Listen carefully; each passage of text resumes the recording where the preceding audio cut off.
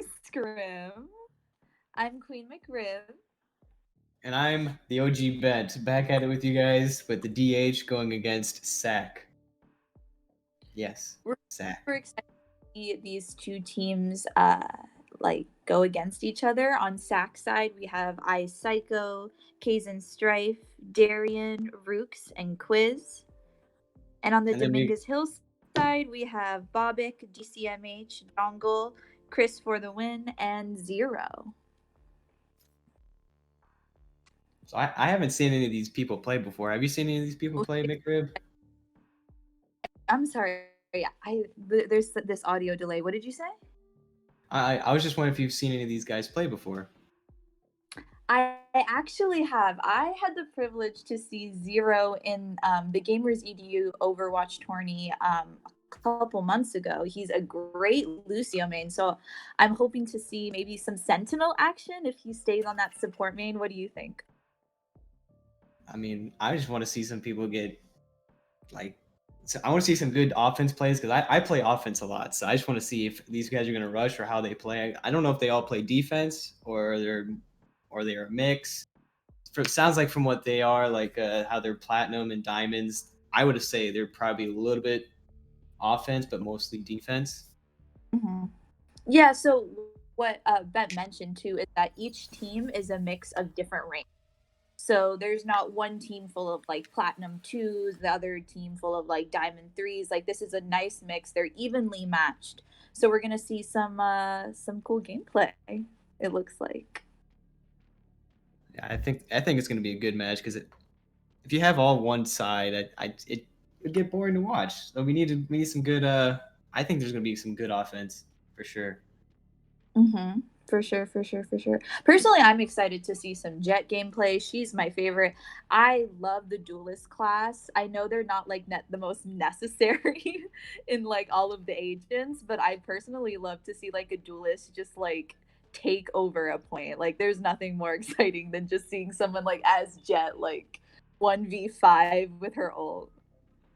I mean, I'm more of a tank player when it comes to these type of games. I just like to see them go in, smash, just kill everybody in sight, and then just make sure they take it. That's just how I like to play, and that's what I like to see. There's totally just different gameplay styles. Everyone's going to be playing different. We're going to see probably a good size of defense and offense. So I think it's going to be pretty cool to watch.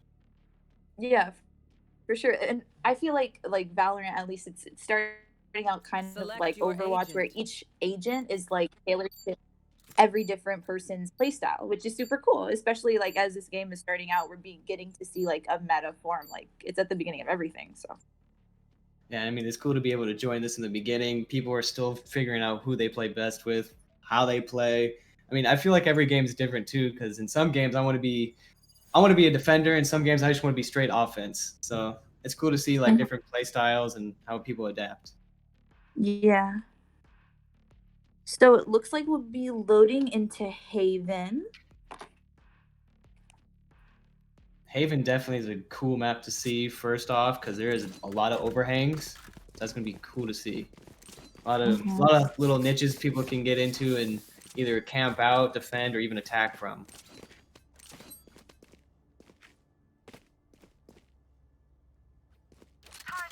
Let's see.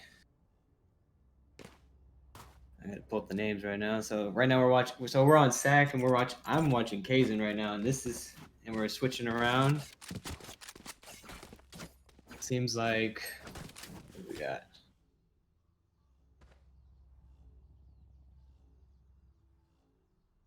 I'm switching between SAC and DH.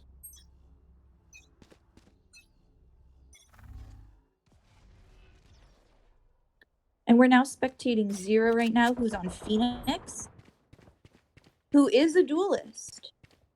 And who is one of the characters I'm one of the agents I'm most excited to honestly see. He has a really cool kit. He flashbangs around the corner. Ooh, we got Ice Cycle going in. Can't see who the other person he's going for, but oh, just got Rups just got double teamed. Ooh. Spike planted. So the spike was planted, the attackers were successfully able to put it down. And let's see if they'll be able to defend it for the upcoming few seconds. I think with Phoenix and Omen, especially Breach, if Breach goes in there and just quakes everybody, I think Phoenix could come in and flash, and then both of them could wipe out the whole team. So we got to see if how they're gonna play it. And we got Phoenix up. There we go. We got the attackers taking the first lead. And what would you say, like, personally, if you were on the defense, do you think they could have done better? Do you think that if I was on defense, I would have restricted as much visibility as possible. I think Jet was on there, so I think I would just, if she had him, I didn't see, I would have thrown the smoke bombs everywhere. I would definitely have been more. I'd try to scope corners more. She did get she didn't watch her back fast enough. I think that's how Phoenix got behind her. Mm-hmm. And that happens a lot with, I feel like, Jets too, because they have such a expansive mobile kit that you can kind of get ahead of yourself and not get trouble.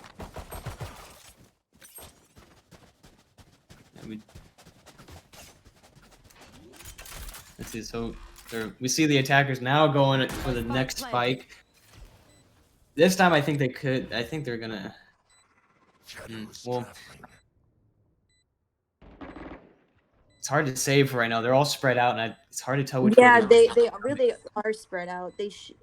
I mean, personally, if it was me, I prefer a grouped up team, especially if they were able to just plant that play quick.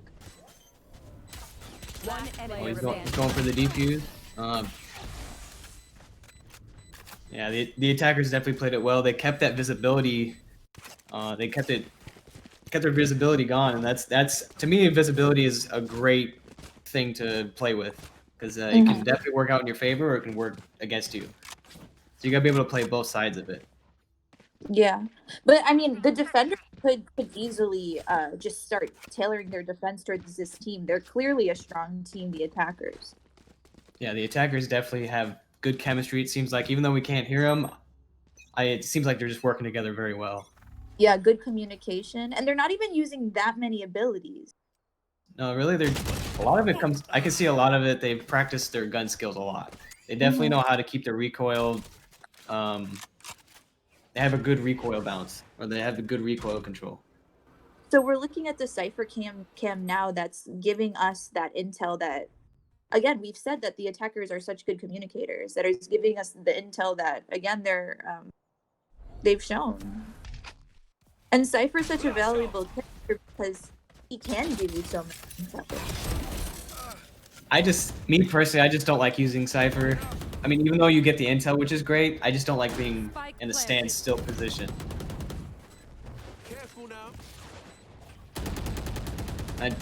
Like Phoenix, he's taking all the advantages right now. He's just making sure that people, even though he couldn't see, he was going in there, he was making sure the other people couldn't see as well. So I think he was using their defense to his offense. Yeah, and we saw him put up that wall. Use that wall cover as well as healing, because he kills himself through his wall. Ooh.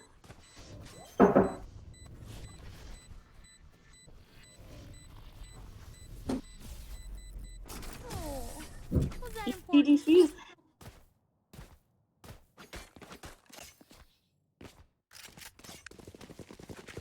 So I feel like literally just as we were talking about the fact that both teams were a little light on the abilities, immediately we saw everyone just goes for it. Yeah. But that's also because for a lot of these characters, their abilities are also charged on kills. That's true. I can't wait to see how all these people are going to use their ultimates, because I know ultimates can play a major role. I mean, even one ultimate can change the game entirely. So Cypher just used his smoke. They're trying. Let's see. And the pick on 0 right there. And you can see just with Phoenix, that's the problem with some of these some of the abilities. You know, they have a cooldown time of how once you get back to your gun, and that could really put you in a bad place.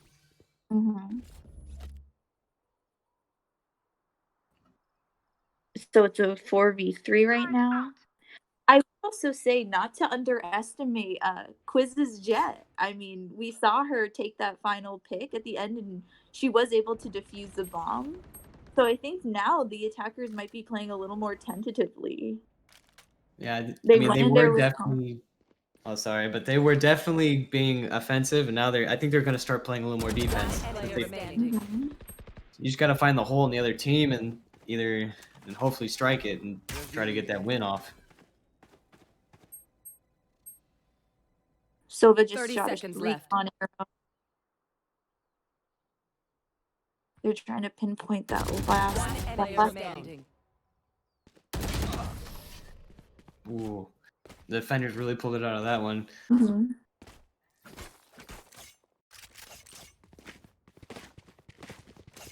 I think right now the defenders they're underestimating Quiz's Jet. And Mhm. I don't think Quiz is showing her his true Jet potential. Oh, really? You don't think so? But what No, about that last round? I think he's just keeping it back. I think they're just keeping it back right now because I feel like Jet's gonna come around and just totally wipe out a whole team just in one round. I could see it. I definitely could because I feel like there's potential there, and they're not warmed up yet. I feel like. Also, different play styles for duelist characters. Just what makes it so interesting. You can initiate with the duelist, but it seems like you mentioned, like Quiz is playing a little more. Spike planted.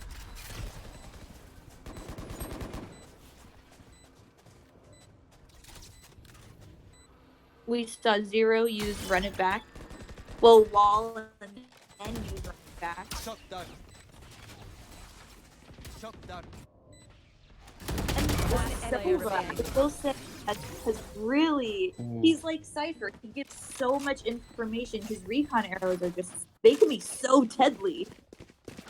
I feel like that was a great play. The attackers definitely drew in the defense and then just wiped them all out by sticking together.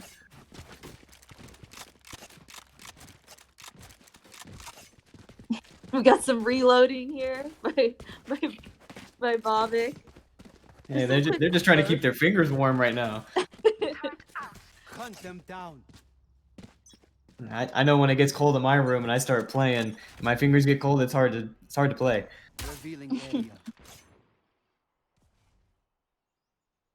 Found them. That's insane. See, that recon arrow was insane. I mean, these guys know more angles than I ever could even think about.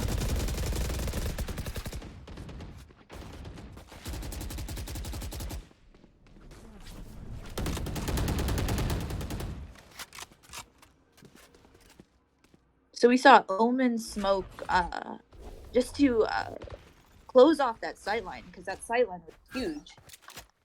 I think Jungle had a good idea of just shooting through it because you never know who you might get or you might tag somebody and that could definitely switch a game around.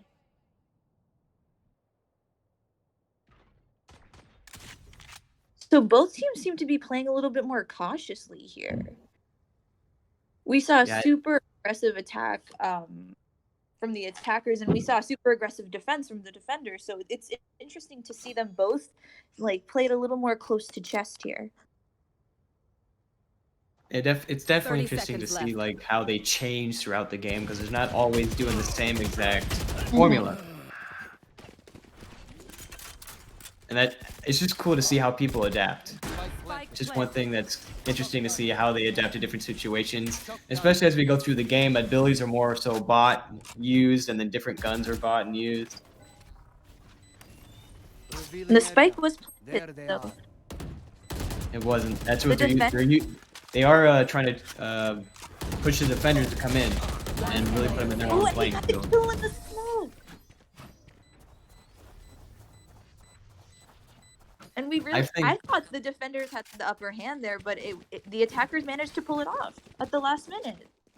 They really did. And I think the attackers do have a great strategy of using that spike to draw the defenders in. So the attackers then become the defense. And then they just start picking them off one by one. And as the timer keeps going down and down, your adrenaline is pumping and you're not thinking as clear, too. It's a really smart strat. Yeah, definitely. It's definitely something cool to see and how they're just adapting to how how the defenders play, because the defenders play differently, and they got to learn that really quickly. Otherwise, they're gonna fall behind.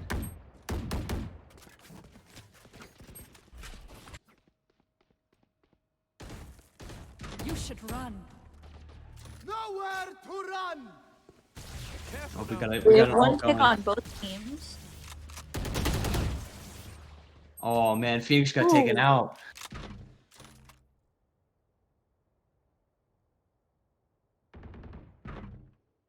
We got Cypher trying to survey the area, trying to get some intel and see where these guys are at. Ooh. That was a Last rough player fight right there. standing. Ooh. Defenders are pulling. Yep, the defenders got that one. And like I think what's super interesting, and if you compare like Overwatch and if you compare Valorant, Valorant is the biggest thing about Valorant is the gunplay. The abilities are all secondary. So at the end of the day, if you have a great aim, if you have like headshot capabilities out of the sky, like that's gonna win over the ability. What do you think? I totally agree, because if, like I said, these abilities do have cooldowns or even charge ups. And if you can get that headshot off right before they start it, I mean, their ability is gone, and they're gone. So I mean, that changes the game. You lose a player. It's definitely. I feel like it's just pros and cons on both sides. Yeah, for sure. So Jet threw down Even smoke already. yeah, I mean, even knowing when to use Oh, your Cypher. ability, that's also a key.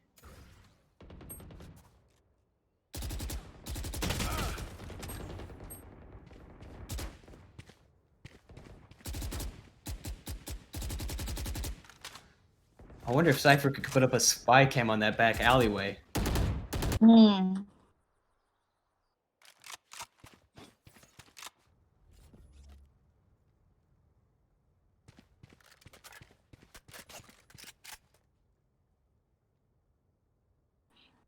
So a 4v2. What do you think? How do you think that the attackers could win this? If you think they could turn this around, what would you do? Well, I mean, of course, the 30 attackers don't seconds know. left. We don't see the information we see. As we see, the attackers are Last kind of player staying together. standing. Well, I mean, Oh. now it's kind of gone. But the Omen, I don't know if he could pull it off or not. The defenders are definitely kind of sticking towards each other and making sure that, they have. If one goes down, they got the next one to back it up. 10 seconds left. We saw the Phoenix try to heal himself with his just wasn't enough. They made you weak. No, I don't. I think you should have popped it a little bit earlier. Mm. And that just comes down to like knowing when to pop an ability and when not to, because you never know when you're gonna get attacked. So it's sometimes you get your adrenaline running, you just don't think like, should I pop it now? Should I pop it later? And it's like it comes down to the cooldown and charge up times. So it's because you never know. But if you die with an ability, it does transfer over to the next round. So you also want to think like, is it best to use it now? When will it come more in handy in the next round? Off your feet. Going up. Ooh. We got Zero just going in, rushing, and I can't tell if he got anybody. There's so much. No chance. Oh, we He got a threw 3 his on top 3. smoke, but he didn't account for the person on high ground. Nope. Yeah, the attackers, I think they went way too much in there. I mean, yes, being aggressive is good, but at the same time, those visuals are everything. You can't see, you don't know where the enemies are. And the Exactly. defenders played it great. They kept that lane closed off. Exactly, and they also just didn't have enough information to start a full push. They needed to gather maybe a little bit more intel with the Omen on their team before they Even decided Cypher could have thrown his camera up there and just tried to see over the edge. Mhm. Oh, the smokes.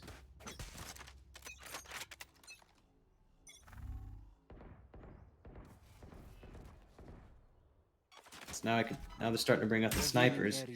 And those snipers are deadly. The OPs that's a one shot above the waist. Mhm. So I mean, if you got your shots on, you're definitely taking down whoever you see. Joke's over. You're dead.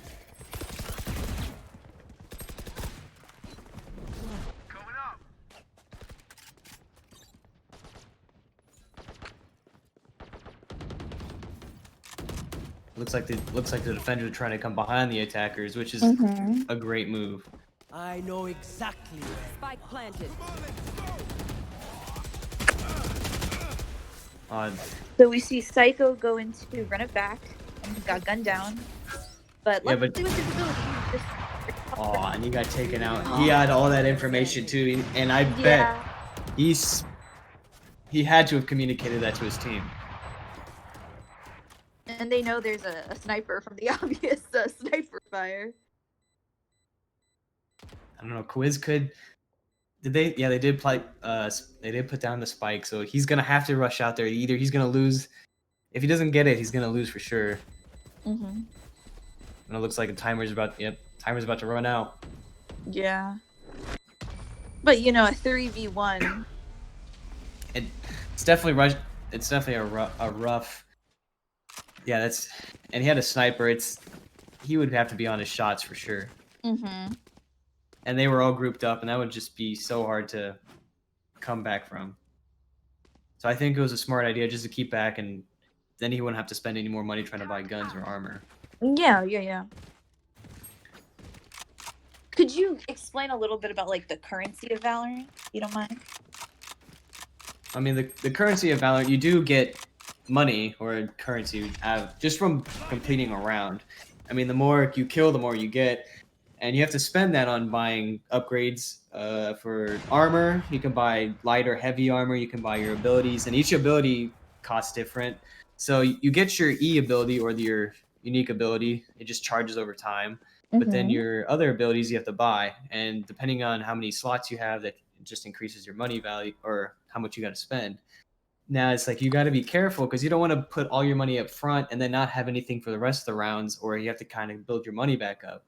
So you just gotta kind of pace it out, because if you're doing good and you're getting kills every round, you have no problem about money. You're always gonna be able to have your abilities. But those who are maybe kind of lacking behind or taking the defense route and not getting the kills but just staying alive, they're kind of building their money up. So maybe in the later rounds they can just always have their abilities, which it's totally a good thought. But at the same, it's just like you got to make sure you're doing it both ways, because when you get to the halftime, you lose all your currency, and then you got to do it again. And if you're a nice teammate, you can 30 actually seconds left. buy guns for your teammates. Yeah, that's true too. And I mean, if depending on how how they like to play, I'm not sure if they want to keep all their currency or not. I mean, probably going for a tournament, they're like, as long as someone has a gun, if someone needs it, they're gonna do it for the win. So Rook's got the kill there. And the defenders win. It's a tight match. I'm not gonna lie. Yeah, it's definitely going back and forth, and it's something that's fun to see, because you can see them adapting at each and every round, how different play styles are coming up, or how someone's playing this way different now. It's definitely cool to see how the strategies change, and they change on an instant. And it's also interesting to see which teams prefer defense, which teams prefer attacking. Sometimes it's also just about that. If you're defending a point, if that seems more natural to your team and your team comp, sometimes you're going to perform better on defense and sometimes on attack. And I can see it seems like some people are leading as well. That looked like a headshot. No, that was just. I didn't even see him. He just got shot out of nowhere. That was definitely a good shot. It looks like we got the spike, so the defenders are definitely going to have to rush. There was that, keeping that visual lane closed.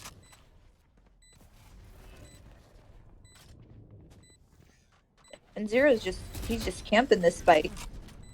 Like, yeah, I'm going to protect this with my life. Yeah, he's definitely trying to get the win on this one. I think he wants to at least try to match it up. He doesn't want the defenders to get ahead. I mean, you can already tell these guys are both coming out with passion, and they're tooth and nail for the win.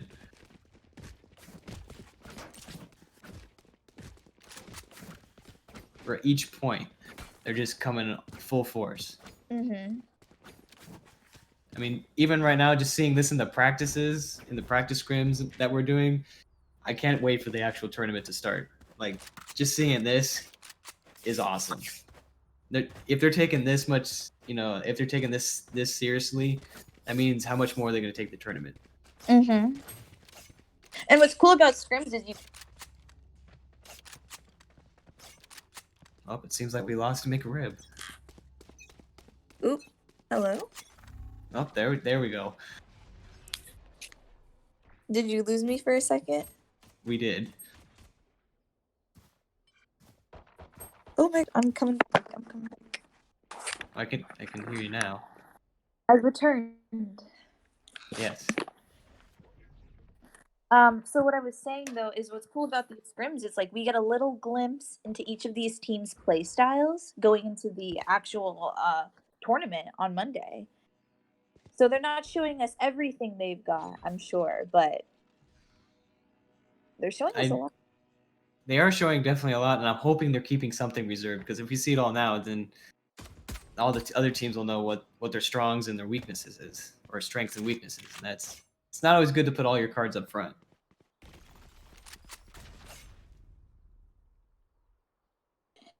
And if we saw anything from the Overwatch League, the Overwatch tournament, we saw that they had plenty of tricks up their sleeves. So I'm sure these players do too. Especially with Valorant, with 30 each seconds game left. just being so adaptive. Spike planted. I could definitely see if they're trying to, like, I still feel like the Jet player, Quiz, I feel like Jet, he plays Jet very well. I just feel like he's being a little bit more reserved because he doesn't want to show everybody what he's got. Wow, did you see that pistol work from Rux? His shots just landed every time. Just pop, pop, pop, and they were all gone. That was a triple. A triple kill. And That was good. I just wish I was that good with my pistol. I mean, man, maybe I could play League if I was that good.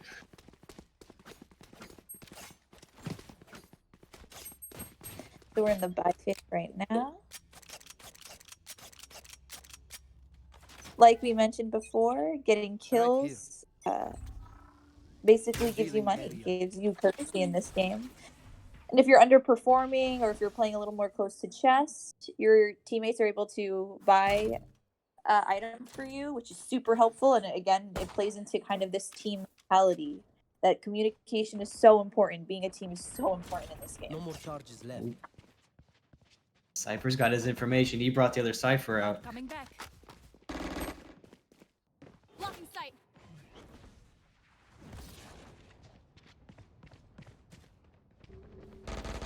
One enemy remaining.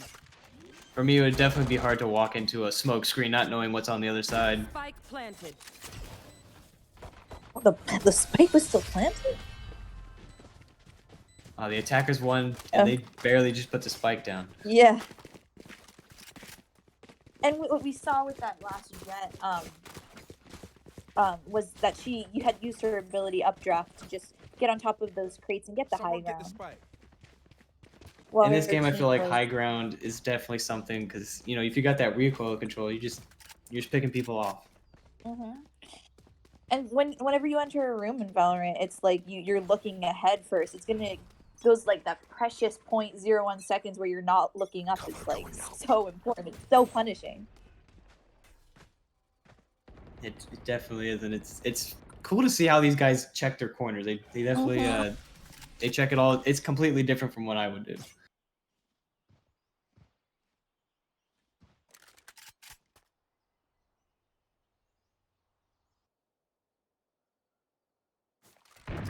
So we can see like literally just what you mentioned, them checking their corners, just looking up, making sure that nothing is obscured, making sure that everywhere is clear before moving forward. It's so important.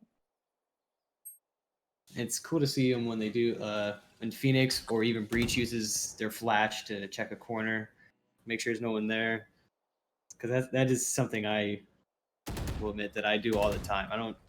I don't, or you can even shoot through a wall sometimes to see if you get somebody.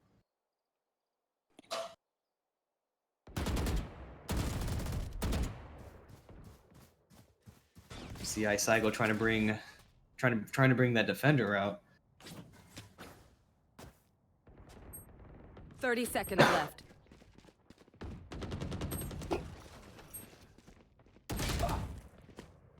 Oof. Cage triggered. I have retrieved the spike. One enemy remaining.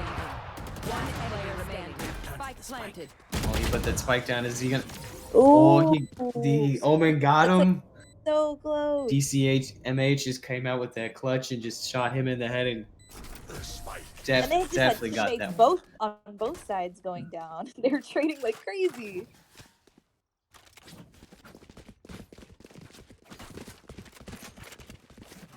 It's definitely cool to see just both teams when they need to get offensive, they will get offensive, and they will go in there and they gotta do what they gotta do if they can. Mm-hmm. And they're neither team. I haven't seen one player afraid of engaging in these 1v1s. One more charge is left. Like they just go in for it. Yeah, it is definitely something cool to see because each player plays different.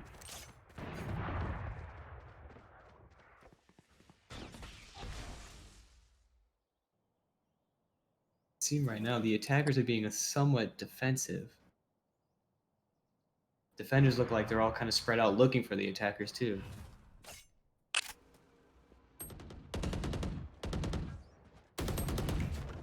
Some beginning gunfire. And that's Psycho using 2 of his pop smokes. Ooh, and then he goes down. And he went down. That's the cooldown time before you switch to your gun could really get you, especially if the other player got his shots on like he did. He just went down.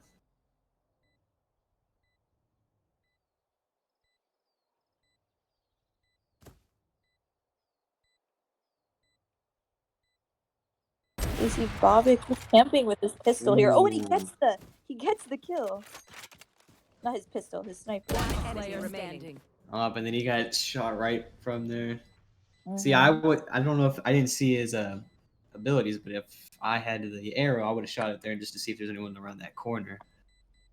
Yeah, it's just you got to clear every little corner, every little space because you never know where they're rooting around. Yeah, those corners are can definitely change a game for sure.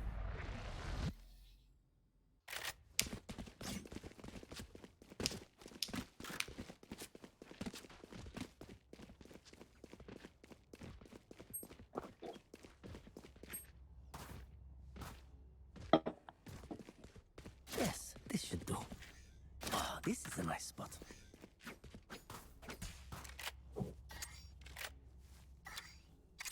I will find you. So moving forward, what would you say your predictions are for the attackers and the defenders? If I can just. I see the attackers continually playing it offensive, but still having the defense on the backside, and the defensive, depending on how offensive the attackers get, the defense are definitely going to be pushed to play more offensive. Mm-hmm. You know, as these attackers go, and they do like to spike plant, and that definitely brings the attackers to one location where they can restrict visuals, get more information, and take them all out. So, I think Phoenix right here. Yep, he's gonna send it out. Gonna send out that firewall. He's gonna pop smoke through the firewall.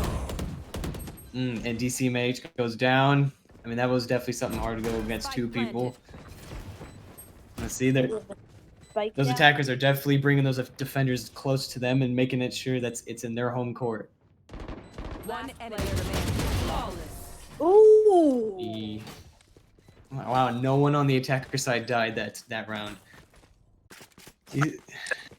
Like I said, these attackers are definitely coming out strong and making sure that they're always in their own court.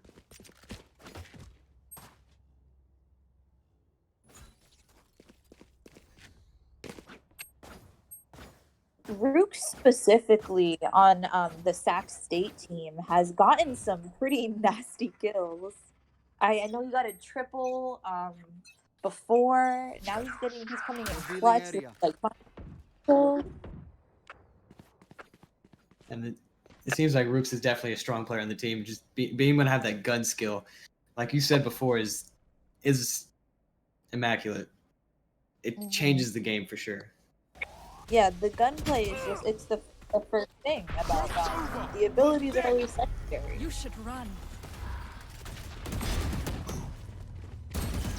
And I do love Phoenix, him being able to use that ability and his super, just go and see what people see, that information, and then relay to his team that's definitely something that can be used all the time. Revealing area. And Bobic on Sova, he's always getting, or Bobic on Sova, he's always getting he's always shooting those recon arrows, and he's always getting the information his team. He has his drone out right now, and he didn't see exactly where the team was, but he saw the gunfire, and that's basically the same thing. Yeah, you can always leave the gunfire back to the player. Mm-hmm. And definitely in Valorant, information is so important. One enemy remaining.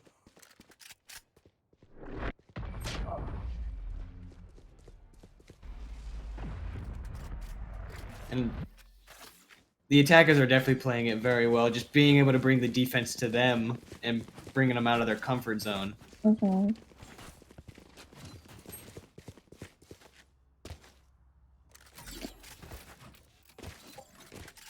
And for those who don't know, the aim of the game for the attackers is to plant the spike. Once they plant the spike, if they do it successfully, it's 40 seconds, right, until they win.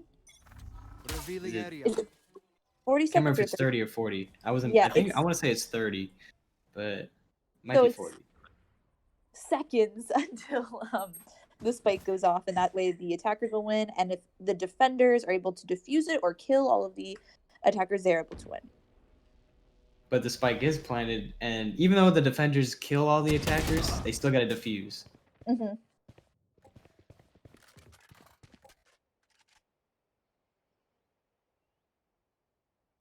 We see the attackers coming out with Dong over here has a great skill with this I can't remember what the pistol's called.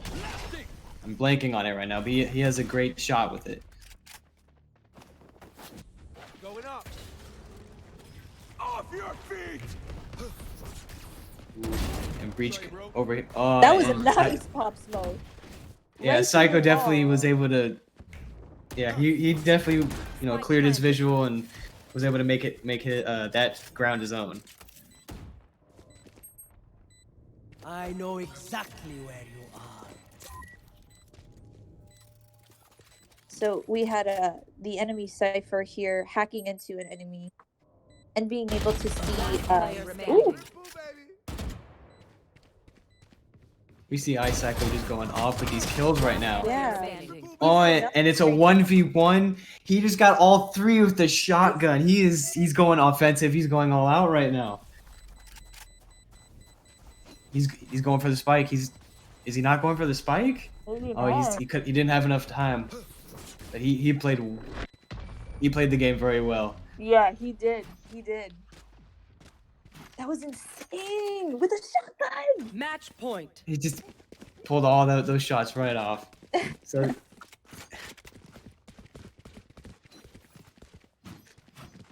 it's amazing how this game went so fast. Mm-hmm. It feels like. And it's crazy. We've seen some amazing plays from both sides. And even the amazing plays we're seeing now, they can hone it in before the tournament starts and really make sure they got what they need before the tournament. So I'm super excited to see that as well.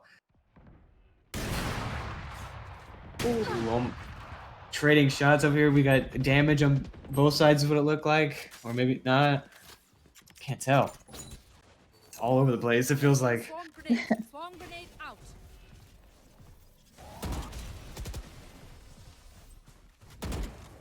We have Rooks going in. We know Rooks is deadly. Rooks is deadly. Well, Rook's got overtaken by the two people. Well, and they just planted their spikes, so they've definitely drawn the defenders towards them. They're trying to make that ground their own. One enemy remaining. And we see Psycho using that pop smoke. Attackers He win. really And the likes attackers pop just smoke. played it flawlessly just to Mhm. bring that to a close on this first one. And I think it's exactly what you said. The attackers were super aggressive from the start of the match, and I think that kind of gave them some momentum. Even though they had their challenges with the defense, they still had that momentum from the start that they were able to really utilize. Yeah, I think they were able to control the field, and they kept their grasp on being able to control the field. And we're seeing some GGs. We love a classic GG. Even though they lost, they got to keep it friendly. Mhm. That's what's so awesome is you know when even though you lose, you know when someone played a good game. Yeah, and even though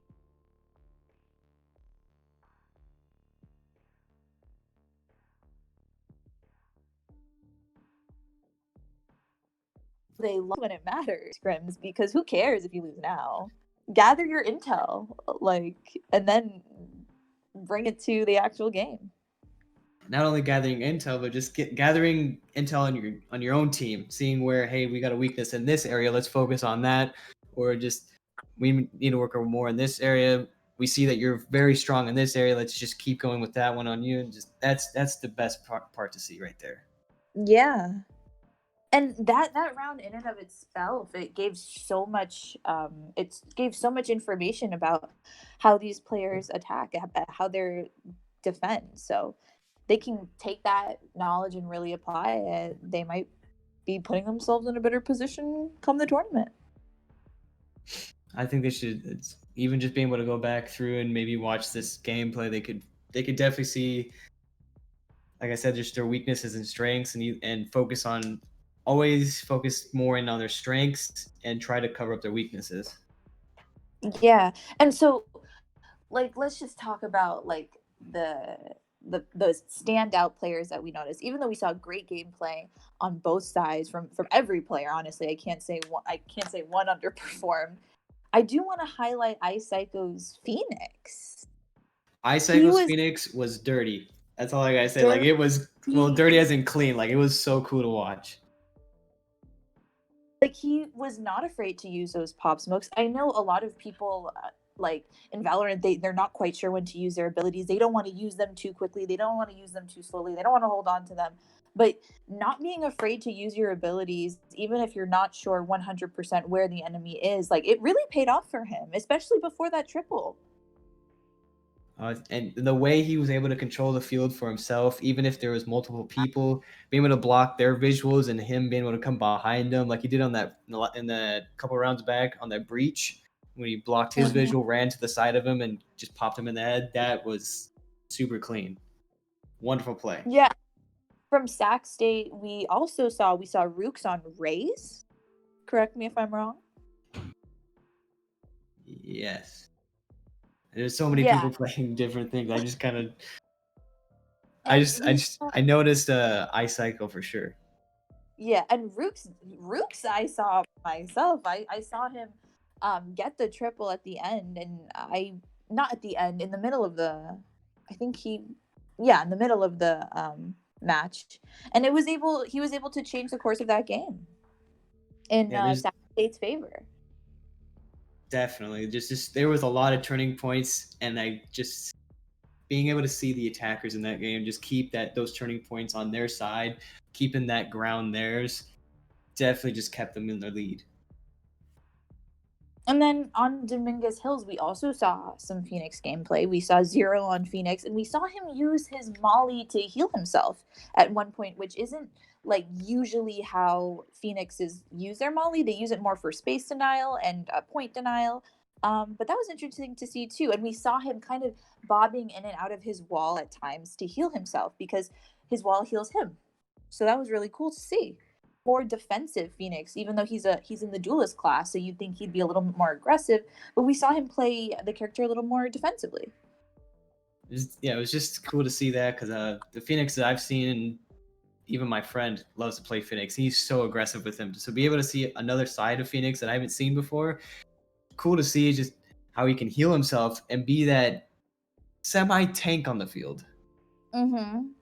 Yeah, I think we saw like two very different like Phoenix plays. We saw Psychos who was like psycho, no, super aggressive and like super dominating, and then we saw Zero who like it back a little bit. He liked to play it safe sometimes, which paid off at times and which didn't sometimes. But that's super interesting to see two different play styles on the different teams. Yeah, it's definitely cool to see Breach as well. Breach is one of my favorite characters to see. I just like to see them dominate and concuss the whole team. And sometimes it can backfire because they can get their own teammates.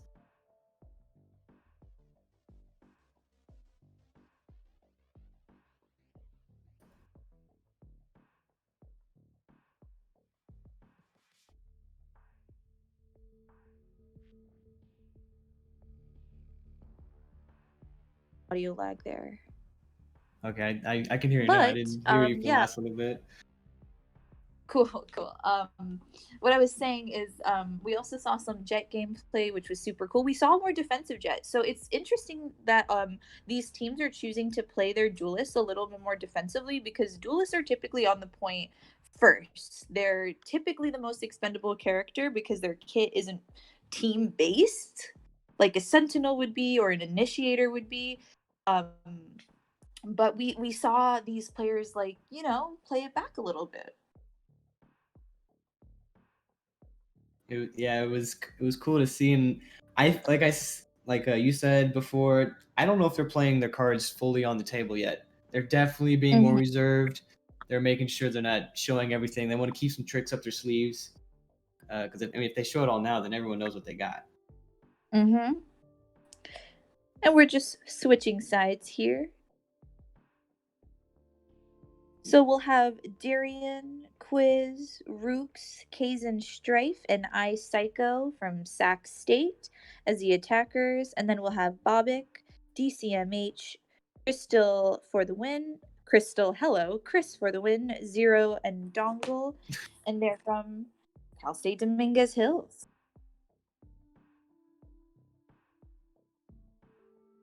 I think it'd be cool to see them switch it up. Now, the defender's got to be the attackers, and then the attacker's got to be defenders. I don't know if they're gonna switch entirely, or maybe defenders, they can come out and be completely offensive and just go after the attackers and not even worry about the spike. Mm-hmm.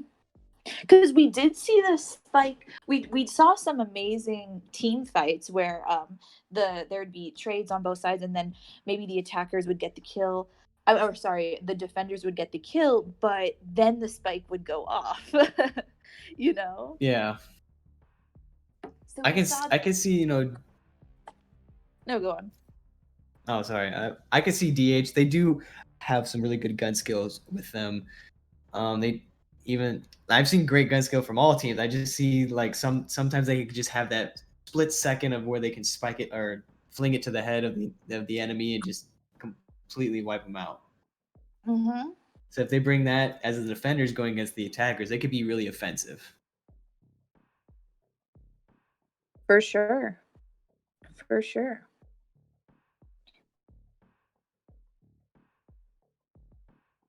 We just got some players loading in, loading out, loading in. But personally, even though the attackers won last round, I'm not gonna count Dominguez Hills out. I am not gonna do it. I think that they, like you were saying before, they're playing at a little more close to the chest. They don't want to reveal their full cards, and who knows if maybe attack is more their strong suit. I personally, even though I'm an Overwatch person, and most FPS games, I like to attack. I'm more of an aggressive. I like mobile characters, so defense is my weak point more. So I prefer just an attacking team in general and starting out attack. And that's how I am too. I like to be attacked, but I like to play it. I like to be that odd one out who uses a defensive class as an attack class. I like being the tank who can run in there, take all the hits. Even if I go down, at least I got some damage off, and everyone else can come behind me and just wipe out the rest. Mm-hmm. instead of staying back. Sacrifices himself. I see. Yeah, or be a glass cannon and make sure my shots hit. Mm-hmm. And I will say, like, from both teams, like, speaking of hitting your shots, we saw that have great aim. That this is great gunplay we're seeing from both sides. So it really could be a toss up. I mean, until we see more, it's hard to even make predictions yet. Mm-hmm. And we're loading into bind here.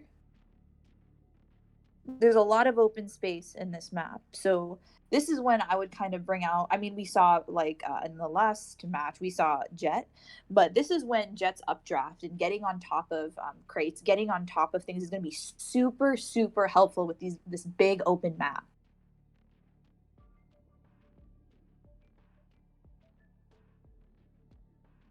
Yeah, Jet definitely. There is a lot of high places in here, and Jet could go up there and definitely rule the air, be the Overwatch where she needs to be. Mm-hmm. And what we didn't see either from the last match was Jet's ultimate, which is Shardstorm, which is a pinpoint ultimate. She's able to basically throw knives that are pinpoint accurate at the enemy, and then if you get a kill, it charges up 2 knives, so you're back to basically where you were. So that's also going to be super exciting for if there's any Jet gameplay in Unbind that we're about to see. Yeah, I'm not sure if they're gonna try to use Jet more effectively or just kind of like last game, just keep their cards to the chest, just starting to learn intel on both teams, learn each other and just see how they're gonna play against each other in the tournament. Mm-hmm. So what's cool about Bind is what binds the A site and the B site. There you do see a little green teleporter that is gonna bring some fun to the table. It's a quick way across the map, but it's also super dangerous. Again, it just comes down to those visuals and not being able to see that other side. You don't know what you're walking into. Mm-hmm.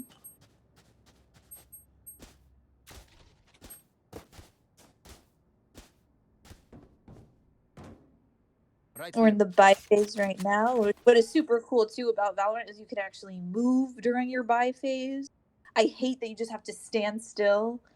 Usually when you're buying your guns, like, let me move, let me be active. And we have Bobik on Silva again, already ready for his recon. The game hasn't even started. He's like, I know where I'm gonna shoot this. I know where to go. Getting my information. It's cool to see how Bobik knows the map so well, just to be able to shoot his arrow, just to shoot that and get all the information he can. So we have Quiz on. Oh man, Quiz just got taken out. What we saw there is her. I'm gonna call it her. Out of charges. Her blink. I forget what it's called right now, but when Jet blinks to the left or right, there's an animation delay before you can grab your gun, and the enemy punished her for it. Yeah, being able to use that time to get in and get that kill, it's pros and cons on both sides of using these animations. Mm-hmm. And using these abilities, because there's always going to be a delay at the end of everything. There's a delay at almost every single ability, so it's risky, but the payoff is huge when they work. 30 seconds left. You saw those crazy pop smokes through the Phoenix wall, like they pay off. I feel like sometimes it's definitely a high risk, high reward type situation. Mm-hmm. Spike planted. You see the Cypher laying down his smoke. He's trying to really obscure that visual of that lane. And you see he's coming in. Yeah, Rux just got that one headshot. Definitely changed up the team for sure. Now it's just a 2v2.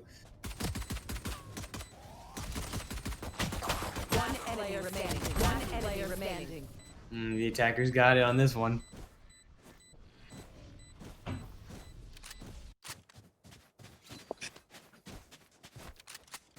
And let's see if they're able to build momentum like the attackers in the last match. Who were just really able to build up more and more momentum from their. Yeah, being able to build that momentum is great because it's just going to make the defenders play. It will make them play differently. Sometimes you're going to have a sloppy, a sloppy mistake, and that could really just change the game entirely. Mm-hmm. Smoke's down. Being able to keep that stress and keep that just keep the stress and keep it around them. That they're kind of in a box. That's where you want the enemy team to be. You want to try to control the field as much as possible. And we saw Kaizen lay down those 3 smokes.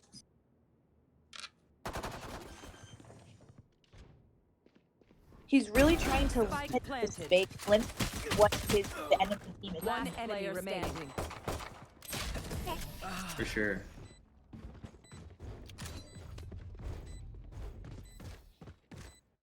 And so Sac that- State wins that round.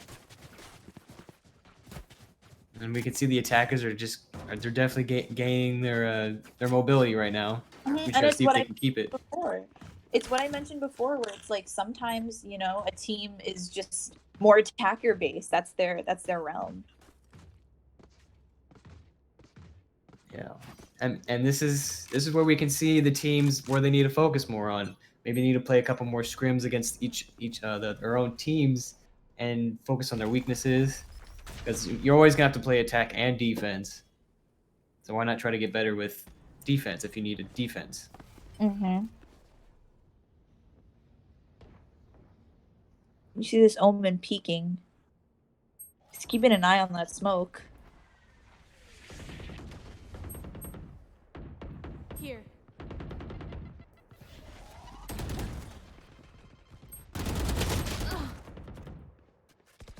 That was risky. That was a risky peek. It really was, and Quiz took the punish for it. Cover going out. Mm-hmm. So we see Omen his paranoia, which will stun you.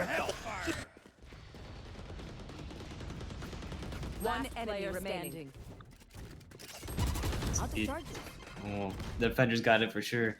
Yeah, for sure. They're gonna take that one. And that's them using the telly. It seems like the defenders are trying to be a little more offensive. And I think that's where they like to play. They like to be the attacker. Oh, this is a nice spot. Yeah. That goes there. And you know what? If that's your playstyle, if that's your team's playstyle, I like that they're playing into it. Don't make that your weakness. You don't have to have a typical defense in order for it to work out. Use your aggressiveness to your advantage if you're an aggressive team. Yeah, that's just where you can take your strength and cover your weakness, or you can either work on your weakness to make it your strength. So it's like being able to see how they change and adapt, especially in quick moments or just per Ooh. round. It's awesome. DCMH. Coming out with That that Omen. just a headshot, just a flick to the head. He's just like, next. I'll take that. Thank you. Next.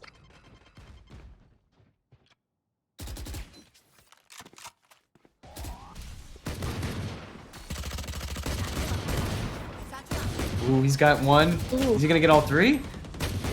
Bring out the shot. Oh, Ooh. that was definitely a hard. So He had them Zero all could- around him. Still though.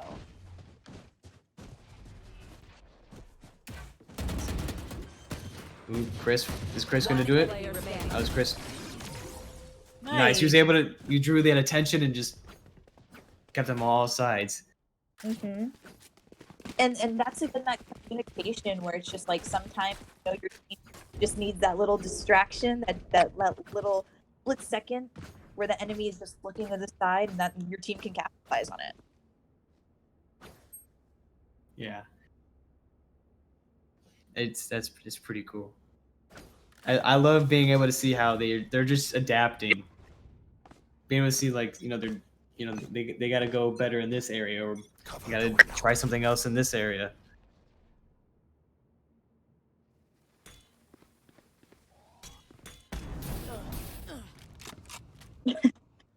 Zero Zero watched just that thing taking go that all ball. the way. He's like, I'll take it. We Camera see that taken sniper out. taking high ground, missing that shot just by a little bit.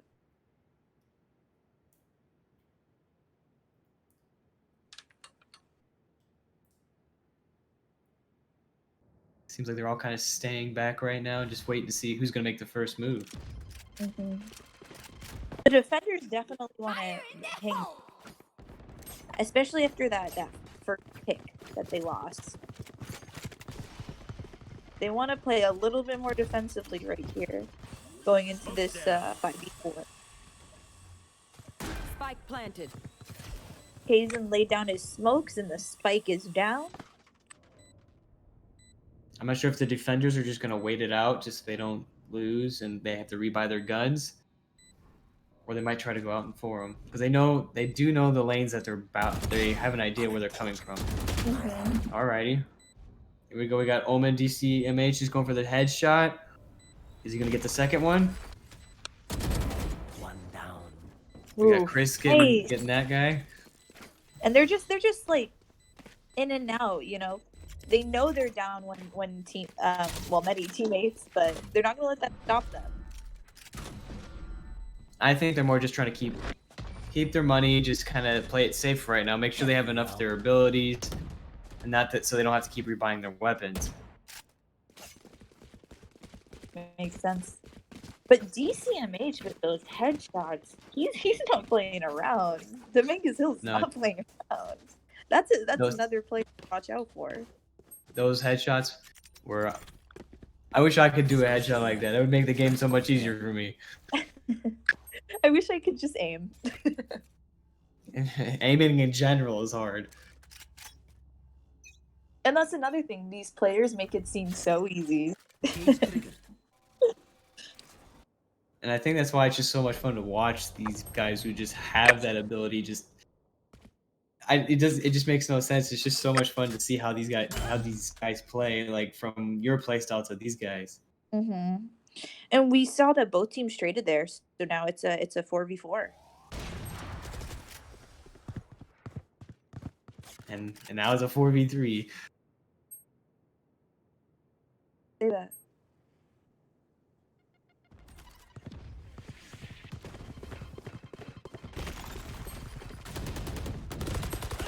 We definitely got our visuals One gone, enemy and he's. We got the last attacker. I don't know how Kaizen's gonna take this one. Gun here. Spike's there.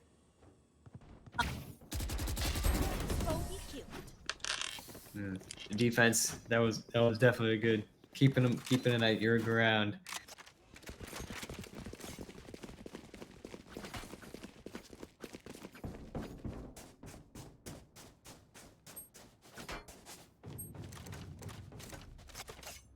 Right here.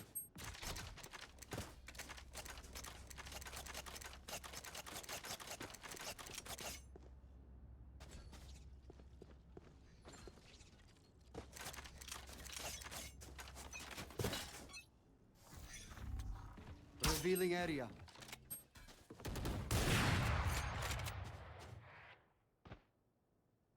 See Bobbitt going back to that sniper. Bobbitt he definitely can get those shots off. Saw a team saving money, being smart, playing with their guns, kind of.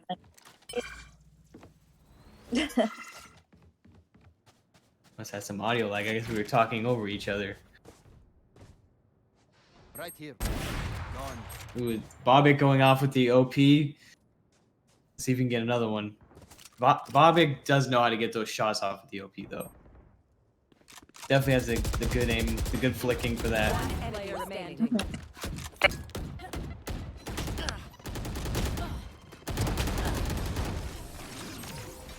And Zero coming out with that shotgun just to secure that win.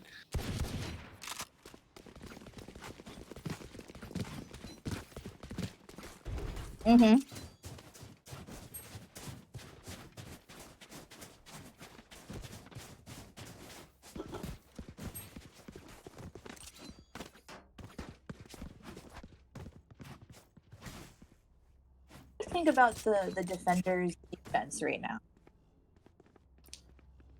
Seems like their defense is definitely being some Oh. offense. Before. They're using their strength as a defense, which is cool to see.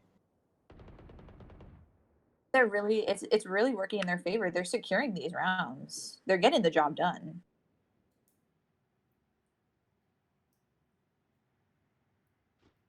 We have quiz on the Jet again. Playing it, Yikes. Well, they don't getting even know. kill straight away. They have to know he's there. They have to.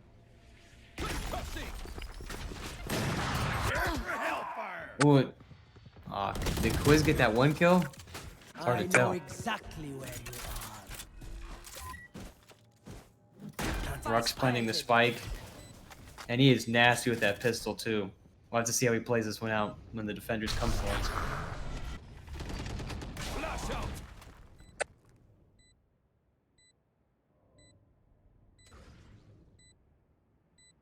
Smoke, just timeout right there. Blinding. Let's go. Breach using his ultimate. Oh, he used his ultimate. And he almost had it, and the attackers got that one.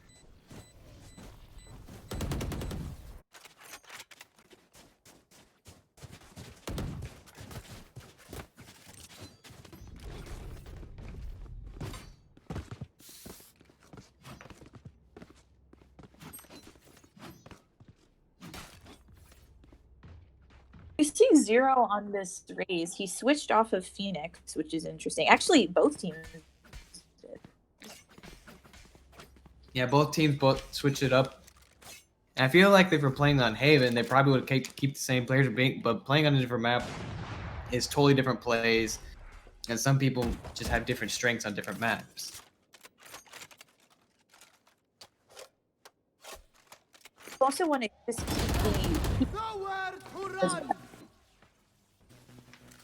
you don't want to get too tunneled, especially in Valorant.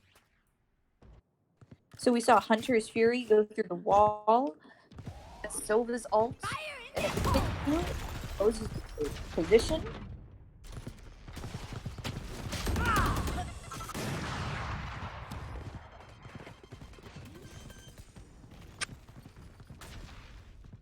Spike planted.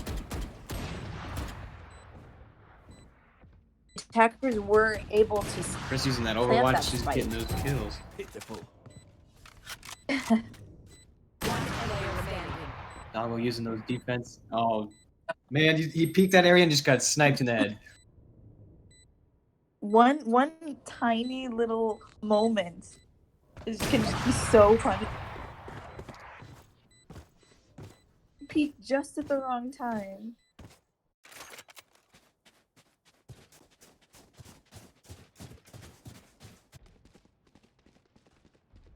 I feel like this match so far, we've seen a lot more ultimates being used.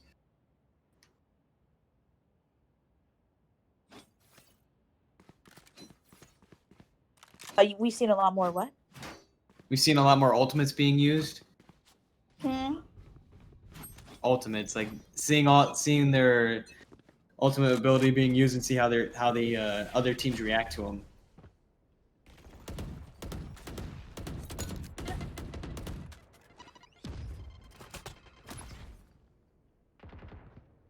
Bomb buddy out.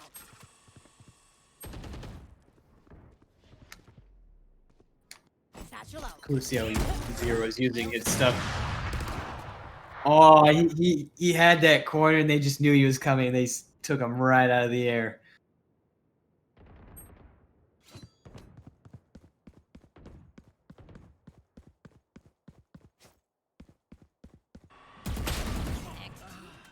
Satchel out. One enemy Spike remaining. planted. Look, that was just the headshots are immaculate. See, Dongo's the last defender left. I don't know if he's gonna push it or not. Might try. Looks like he's gonna try to push it.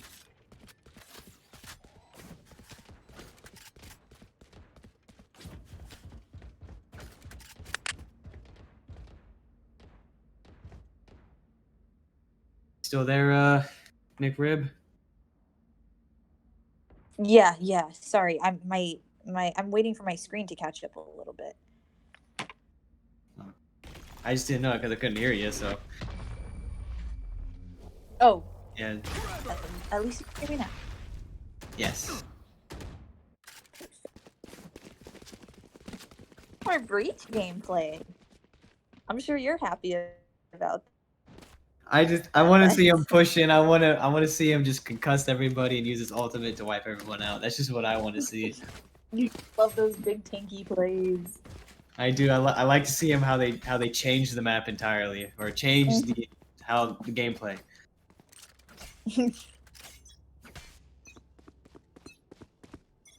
You can see Dong already charging up his breach attack. Mm-hmm. Now I know those It's gonna people be are there met in the with corner. a quick little snipe. You might be able to see me. They're going through the Omen smoke right here. Oh, he got him with the flash. He got the double headshots right off that corner. Not even being able to, like that. That was so cool. Here. Spike planted. Prepare for hellfire. Ooh. Cypher was rounding the corner. Just shot down.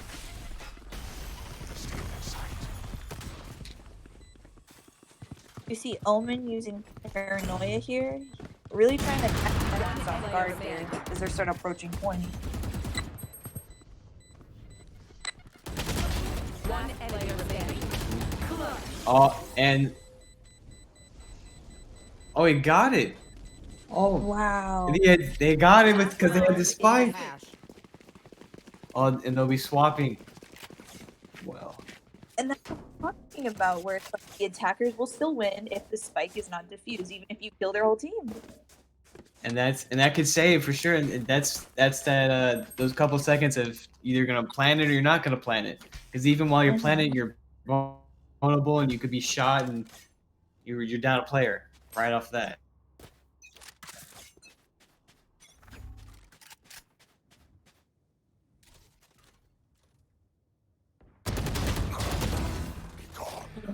Oh, DCM right now, who just got that He's just kill. coming out with that shotgun.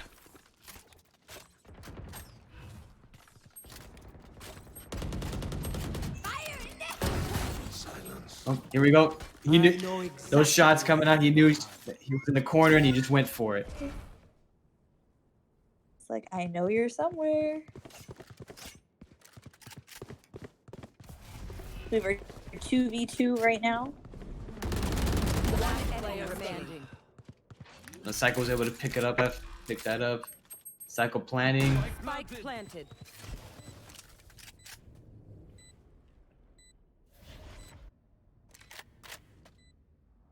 Have to see how Bob comes out.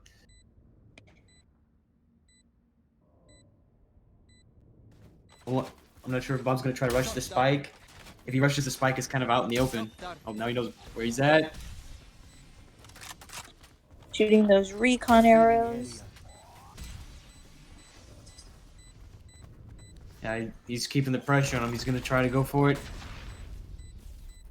Yeah, and it's gonna be a rough. Yeah, doesn't look like he's gonna get it. Yeah, the attackers definitely pulled that one up for sure. Switching Yeah. sides. Being able to keep that pressure on is definitely hard, and you have to make sure you keep it on. Because even when as being that last member on the attacker team, if he would have died, the defenders would have won. He would definitely had enough time to defuse it. You have to keep that pressure on and keep him to let him know that you're not defusing this. Yeah, and when you're defusing the bomb, even though you do have a halfway point, where you're able to go back to it if you have to, like, check around a corner, shoot a heaven, whatever it may be, still a lot of time to just be sitting there defusing, even after you hit that halfway point. You don't have to worry about starting the whole beginning. It's having a spike planted is completely just changes your strategy because it's something else you have to worry about. It's just not another player. Revealing area.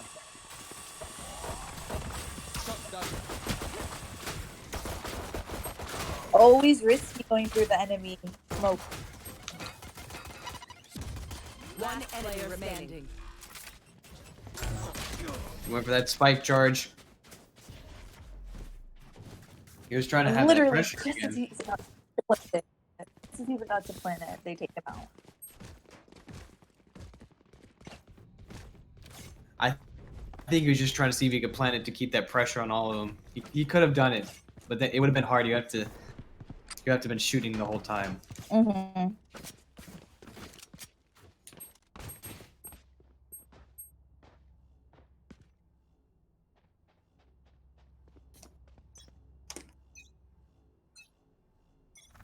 Got the spike.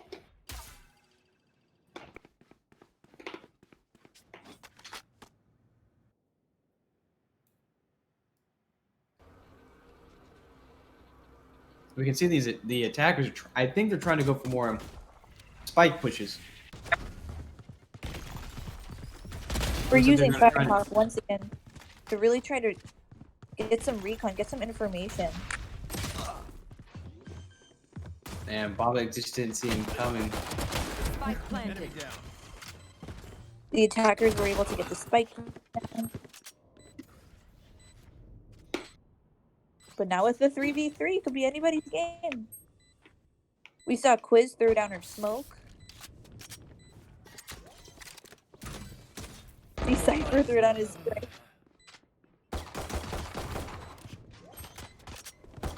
One enemy remaining. Oof. Though, right? I don't. They might have. The attackers could have got it if the defenders don't get it.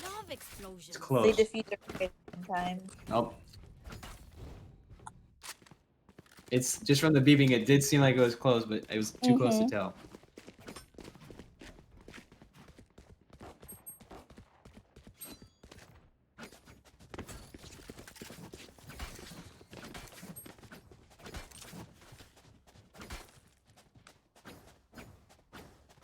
We love a knife. So, moving into this, how do you think that the attackers could better kind of curtail their attack or aggressive defense? Revealing area. Sorry, got to say it again. It kind of lagged out for me. No worries. How do you think that the attackers could kind of curtail their attacking to the super aggressive defense? Like we said, they're defending like their attackers. So what would you think? What do you think they should do to kind of throw a wrench in everything? Try to. They would have to change it up, and I feel like right now they're more focused on trying to get kills, and as being an aggressive player, I would suggest that they need to have a distraction, and that's putting the spike down, having something else to put the pressure on, something else to give them something else to worry about. Because just going player v player, all you gotta do is worry about the person, and that's easy enough. But when you got something you have to worry about time, and you have to make sure you defuse it, otherwise you lose anyways, no matter how hard you try. That's just gonna be in the back of their mind. The being able to split their minds up and just have them worrying about more than just one thing, that's how I feel like the attackers could come back. Just making sure they always have that spike planted to really just have another distraction.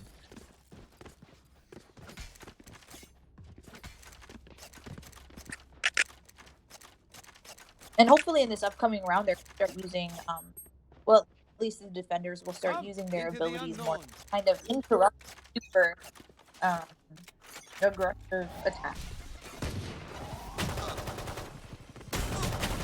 For sure.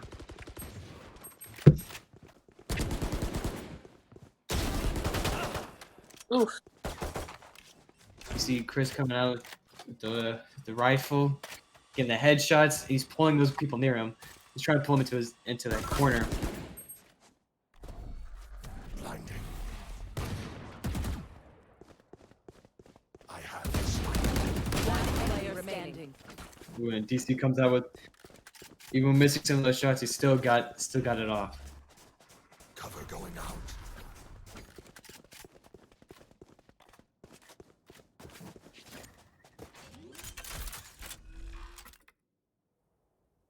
Spike planted. So with DC putting that spike down, it makes the defender have to go towards that area.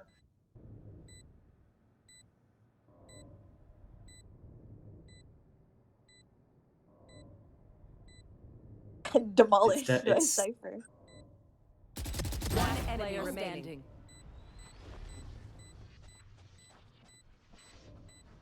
We're back to this 1v1 between between Omen and Raze. And the spike Yeah, it's about to go off. Yeah, it's definitely the attackers right there. That's what I said. The attackers are gonna have to keep that spike that gives them that extra distraction, that extra pressure that they can use to get those points back. Mm-hmm. The defenders have great momentum, and they're gonna, of course, fight to keep it. So it's. But it's what you said, putting that spike down, it's essential. It forces them, especially in these 1v1s, it forces them to think about two different things. And you want their mind as muddled as possible. Yeah, only having one thing to focus on is a lot easier to accomplish than having all these other things they got to worry about. So being able to put more distractions and more things for your mind to wonder about and more things to have to choose between just makes it harder for them and makes it so the defenders have a better chance. Sure. Or, yeah, I mean, the attackers have a better chance. I mean, One enemy remaining. Wow, a quick round. and the defenders having their strengths right there, they're just taking out all the people as much as possible. They're being a defensive defense, and that's where their strong suits lie. That's where their momentum is right now, and they're trying to keep that momentum. But the attackers need to keep that spike. If they can just keep the spike down, it throws a wrench in the system. 100%.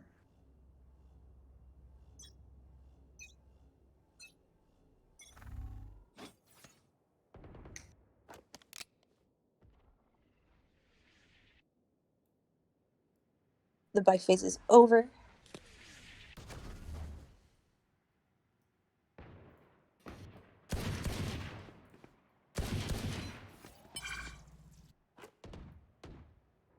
See Zero checking the corners Because he's been can't punished see a few him. times. Smart move. Yeah, he's just going in there and not even checking those corners. Those attackers are gonna have to push. They gotta get that spike planted. It's gonna cause the defenders to come out of their hiding spots.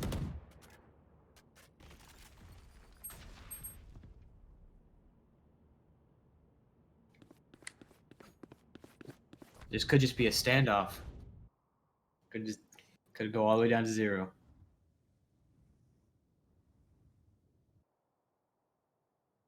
It looks like from the map perspective, they're definitely trying to plant B. And looks like if the attackers are trying to get as much information right now, they know that B is not heavily guarded.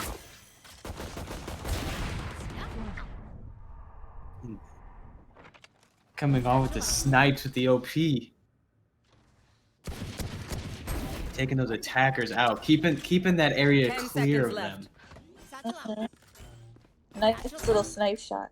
Spike planted.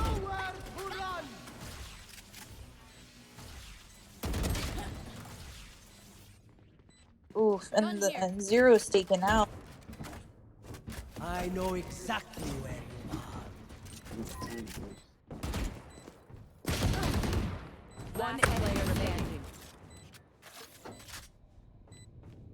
Fortunately, Quiz just being punished as she walked. One player remaining. I mean, Rux might be able to pull it off. That beeping is starting to go faster, but Yeah, and Mm. I know Rux came out before with those shots. I didn't know if he's gonna be able to do it again. And I think in this round we were able to see that the defense was a little bit more focused on the spike. We saw that was more of Rux's aim there is getting to that spike, defusing that spike, and that's I think what we were talking about, what they need to focus on a little bit more, getting and defusing that spike, trying to focus on that rather than getting those kills, even though they're so addicting. Yeah, like I said, when those hackers put that spike down, it throws a wrench in the defender's system because the defenders all they want to do is take out the people. Mhm. They are aggressive in that area, and Get him. the defenders are only 2 points away, 2 rounds away from getting that win. We see Zero on kill bar. No, he's on raise.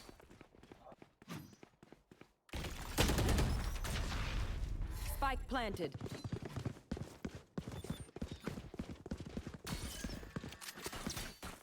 I know the defense team seems like they're becoming even more aggressive, being 2 rounds away from winning. Mm-hmm. I'd be a little more aggressive too. They just got to be careful, you know. They don't want to be what's the word? I can't think of the word right now. They just don't want to be throwing the game because they're not thinking. And all they want to do is just win. Visioning it. Just like that, they all hopped out of that window. Just took DC. Just came out one by one. And that's one thing that I think Sac State has to really start kind of customizing these rounds against. It's also DC on his gun game is not a joke. You know, when you see that omen, you gotta play a little more carefully.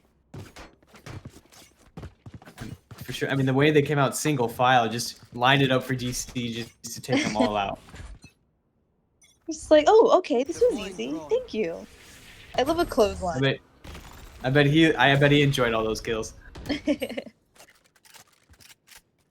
The Firehawk being deployed by Bobik. Bobik trying to get that information on A.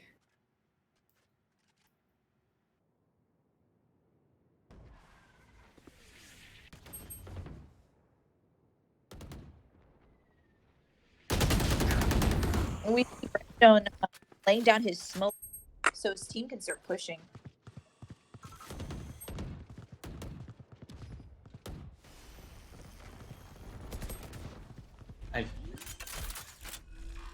You can see him going for that spike again. That spike is just giving them enough to confuse them, and he's still able to plant it. yeah, that spike is very important for them right now. I feel like, man, Okay, we see you, Bobik. We see you. Bobik coming on with the headshots. This is another. It's interesting to see how once. No, go. I'm sorry. It's just like interesting to see how those attackers, once they started putting that spike down, the game completely changed for them. And Bobik's another player where we're seeing him start to use his abilities a little bit more, and we're seeing the payoff of them. He's not afraid to shoot out a couple recon arrows to pinpoint where the enemy team's located. And he also has such great map awareness. Like, he knows already as soon as the round starts. We saw it in the first round. He's already set up. He knows where his arrow's going to go. And just trying to get that information off the point, like being able to see where the people are at, either there's a heavy amount at A or there's no one at B or vice versa. Being able to see that just determines where can we put the spike, where do we need to run to first. Get out of my way.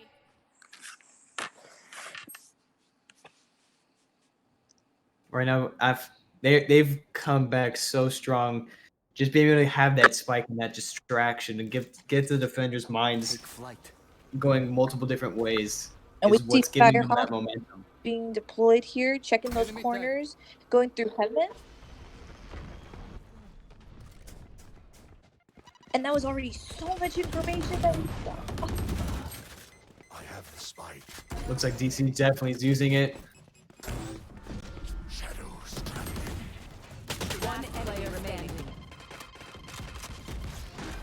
planted.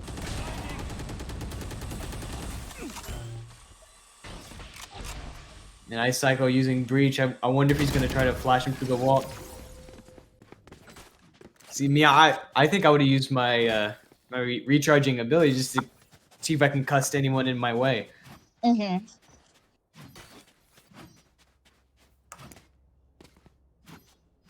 And the attackers being able to come back from the lead that the defenders had on them, using that spike to their advantage and not seeing it as a crux, but Mm-hmm. more being able to see it just like something they could use to help them is awesome to see. And I think what you said is probably right. The defenders might have gotten a little crazy, you know. It's so close to victory. They could literally taste it.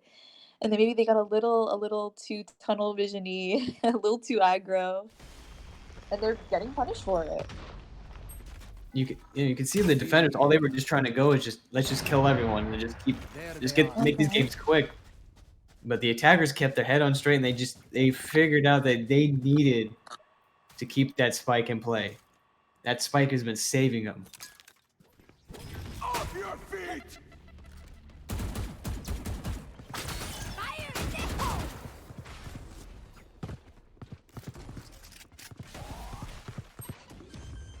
Entering see a the team breach- firefight here. Exactly where And the Breach has been planning it every time, and knowing where to plant it to keep the pressure on is also very important. Flash out! Breach is such a cool character to push a point with, I will say. Ooh, and he got Rux too. 30 seconds left. One player standing. The defenders are going to take that. Ending with a final molly. match point.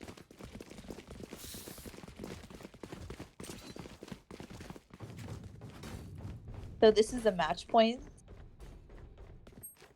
And going into it, how do you think that the defenders... No, I should say, how do you think the attackers should play now that they've kind of figured out with the spike, that they've kind of found their groove with, you know, splitting the defender's mind into two different kind of fields with the spike and then with your team? What do you think they should do going into the match point? It's kind of hard to say because they're both starting to figure each other out. Mm-hmm. The spike is definitely going to be needed, Oof. The and attackers defenders are take still that playing aggressive. pick, though. Satchel out. Defenders are still just trying to get the kills off. They're right now. It looks like they're super tunnel vision. They know they're 1 point away. And then Rafe going... Oh, Zero going in. Just he got knocked. So we got a 2v3, and defenders are definitely just going for the kills. Rux almost had it coming in from behind them. Ooh, the attackers are coming back. It's almost tied. This game is... Oh, it is. right to the wire. Oh my gosh, my heart's racing from them. I'm not even playing. I'm just And watching. this is just a scrim. This is just the scrim, and my heart is pounding out of my chest. And that's why I'm so excited, just to see how they're bringing it into practice. Like the tournament is going to be, they're going to be bringing it so much. It has to be. And you can feel both these teams like they're evenly matched. They're having fun with it, you know. There's no team that I see has it in the bag right now.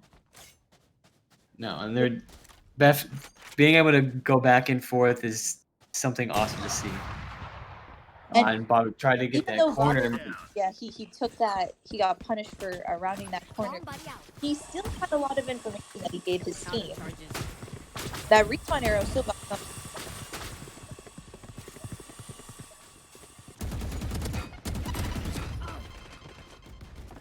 See the enemy raise, throwing down her.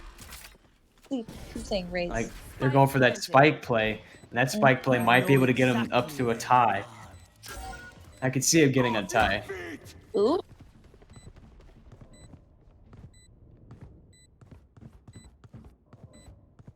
Ticking down. The spike's ticking down. I would not doubt if they tie it up right now. Mm-hmm. All they need is the two to keep the pressure, and they're golden. Mm-hmm.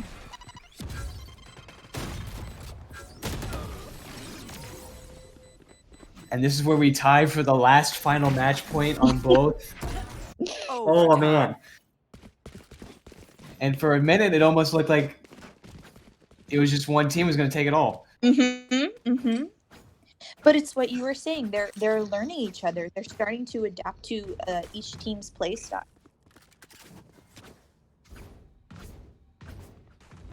Yeah, I think if the attackers, again, they just plant that spike and keep the pressure on the defenders, they're going to take it. Mm-hmm.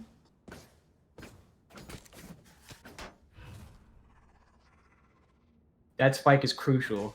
And being able to keep the pressure on the spike is really what... Mm-hmm. Especially when you have a It's really what changes the game. super aggro defense that is so good at getting kills. That's what they want to do.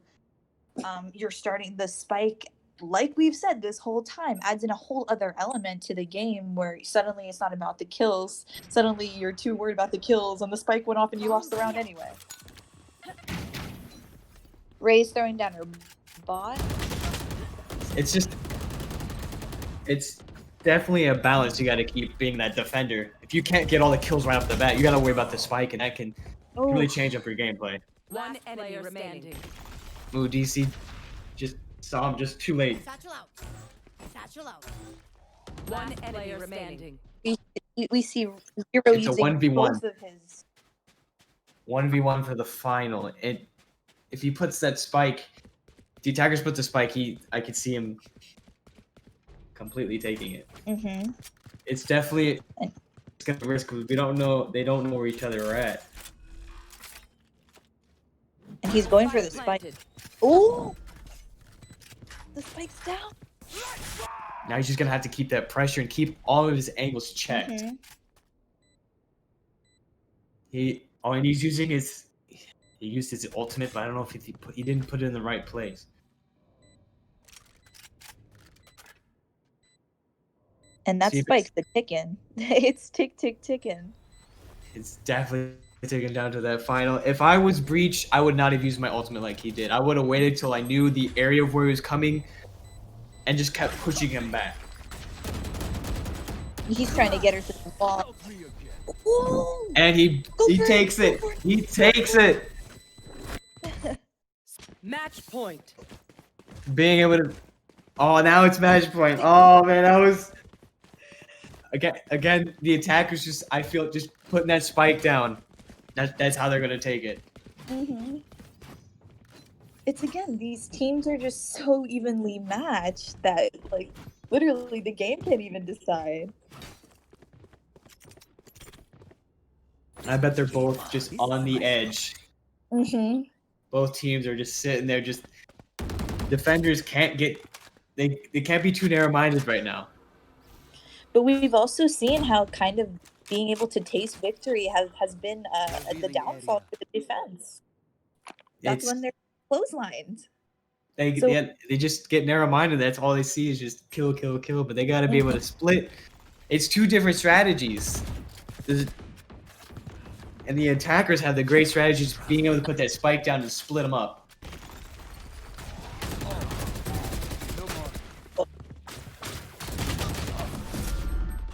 Ooh. Sova goes down. Satchel Spike one enemy remaining. And that spike being planted, it's... Ooh, man. This could go into another overtime. Mm-hmm. precision kill. Coming in with those headshots. Darian getting that kill. Satchel out. Go get him. Trying to figure out where these people are at. Mm-hmm. Using his ability to try to root him out. Oh. Oh, man. Overtime. You know, this game could go on all night.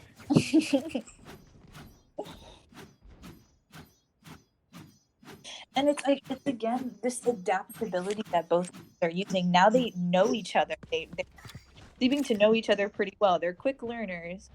And now it's just this nail-biting closeness of like whoever um is taken by surprise even just a little bit. It's just so punishing. And they are you could tell just how they're playing. They're on the edge of their seats, making they're trying to check every corner.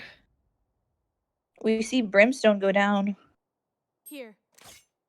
It's a 5v3 right now, going into overtime. If these defenders are able to keep the pressure back on them and not allow that spike plant, that's where they're gonna win. And we see Zero stationed by Omen Smoke, holding a shotgun, ready for anyone to just unsuspectingly walk through so he could blast their head off.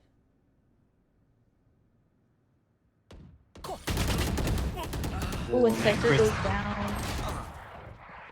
And Bob went down. It's a 3v2. No one has the spike right now. So the spike area is down. Oh, now, okay, Jet got it back. Blinding. They can't let that spike get planted. Behind through walls. So it's a 3v1. Oh, 2v1. Oh, too soon. All right, now they got to go defuse. They got to get that defuse.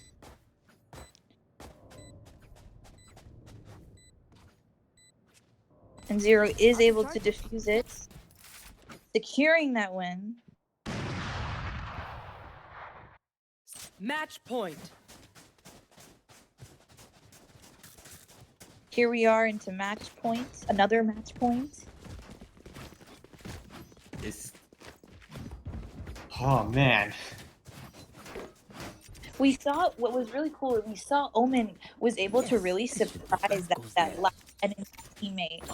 His teammate was shooting at the enemy. The enemy was shooting at his teammate, and he was able to surprise them, sneak around, get that kill, defuse the bomb. I don't know how this is going to turn out. This could either be the last round and the attackers take it, or the defenders can come back with it. Looks like they're definitely trying to clear the way for either just trying to get the kills or trying to have that spike planted. Defenders are doing really well, going 4-3, keeping their corners checked, making sure they're not being surprised. My phone can't even handle this game right now. It's trying to disconnect me. I want to see what happens.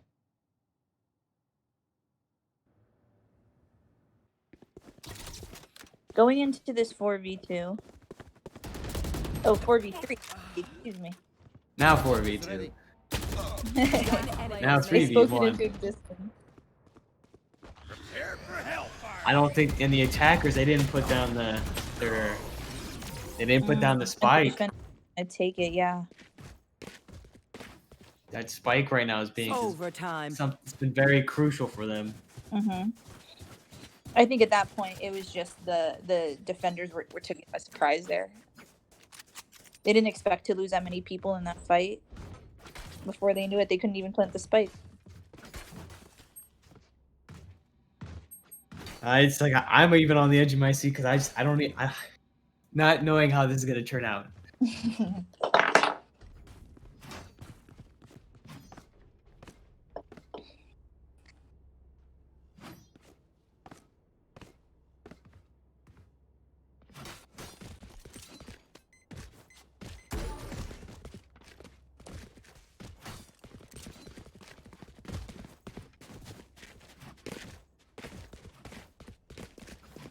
You could just see how like buzzing with energy they are. They're just like They're jumping all over the place, getting riled up. we see Brimstone lane.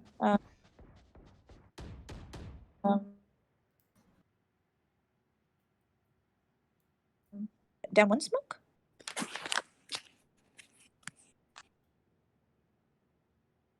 I can see the attackers again. They just got to get that spike down. That's what's been helping them.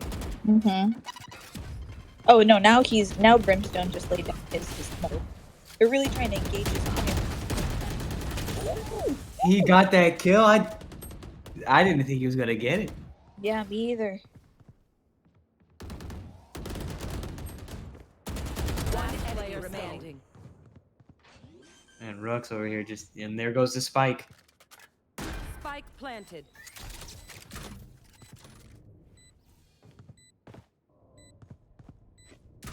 Cyber trying to watch that corner. Mm-hmm. Oopsie. Ooh, Cyber's out. hit that kill. Enemy down. Chris going for 2v1. the other kill. Oh man. Chris doesn't know where they're at either. Cage trigger. Now he does. He's going to defuse it. Ooh. Well, he got concussed, and the attacker's using that spike, keeping that pressure, using it as a lure. That's what they Match need. point. Mm-hmm.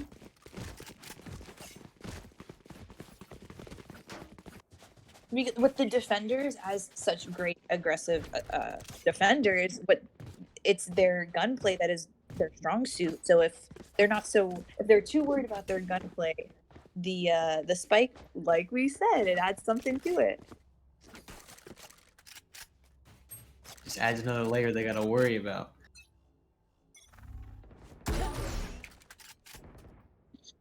And even we've seen the defense. I mean, don't count the defense out when it's a 4v1. We've seen one person take out two people quickly, but I mean, he can take out two people, but still not manage to get to that spike in time. That spike is just Oh, game-changing. and Zero goes down. Bobby trying to get some information, trying to see where these people are at. And that's Bobik's strong suit. We've learned that throughout these matches. Gaining intel, gaining information, he's great at that. The spike has been planted. And Bobik did trip the tripwire and shoot it, but he's taken down quickly. One player remaining.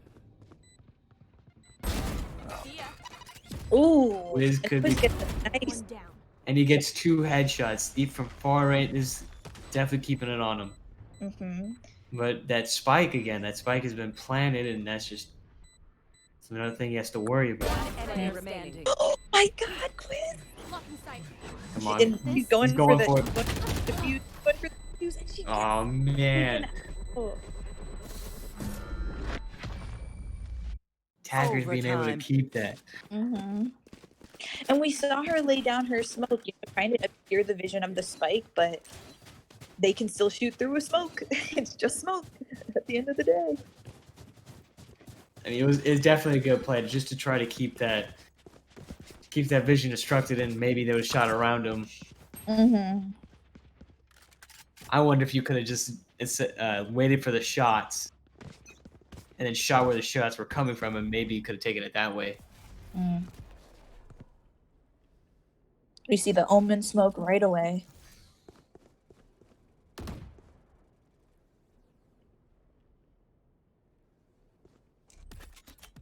We see Kazan on Brimstone seemingly waiting out Omen's smoke, sending a few of his own.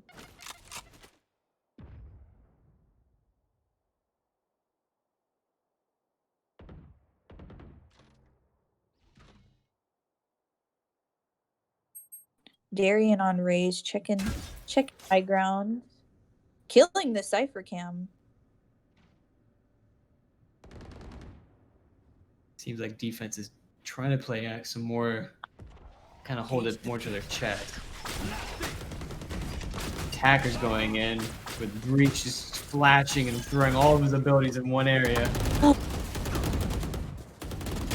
And we see this huge team fight in this wide open space. Spike planted. Trying to get wall banged.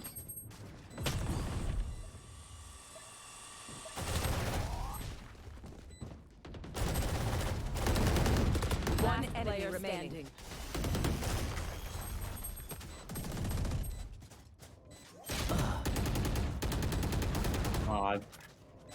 He could definitely pull it off and keep that pressure on both of them. It's gonna be hard. There goes Quiz. Is he gonna be able to have enough time to defuse it? It does sound like it though. My ult is ready. Defenders taking that win. And Bobik on that machine gun. Match point. The machine gun's able to actually cut through walls, as does a lot of the guns and abilities in Valorant.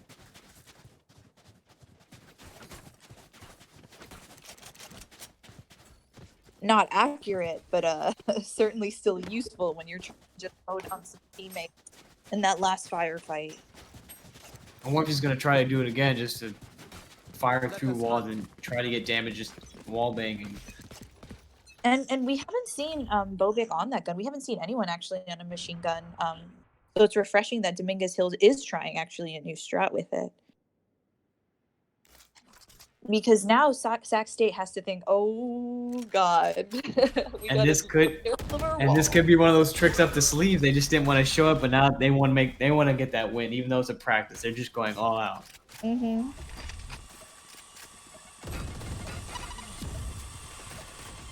Attackers are already taking out defenders. Oh man,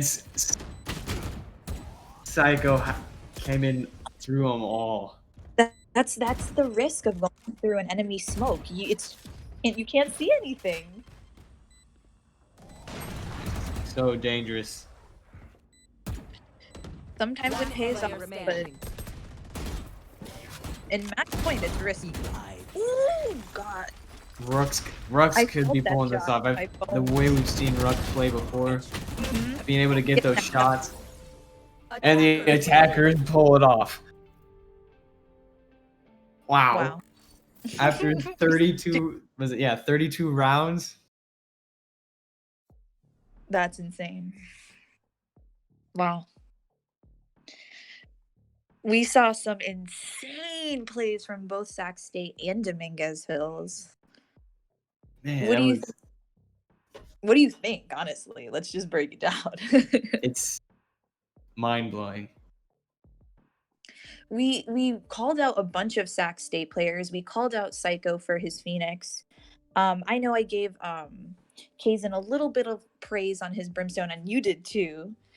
But I will say, for me, Dominguez Hills, their players really stepped up. We saw Bobik on Sova for both matches, really gaining that information, gaining that intel, able to relate to his team, and his team able to use that information and punish the enemy, basically, especially DCMH, who we saw on Omen in the last match. Was he Omen in the first match too? I think he was. I can't remember. It's like just this match is taking the last match for me. Like last match was exciting, and then this one just takes it again. Yeah, and we saw DCMH, just his gunplay was just impeccable. Like his teammates able to rely on him to just like look at someone and click heads.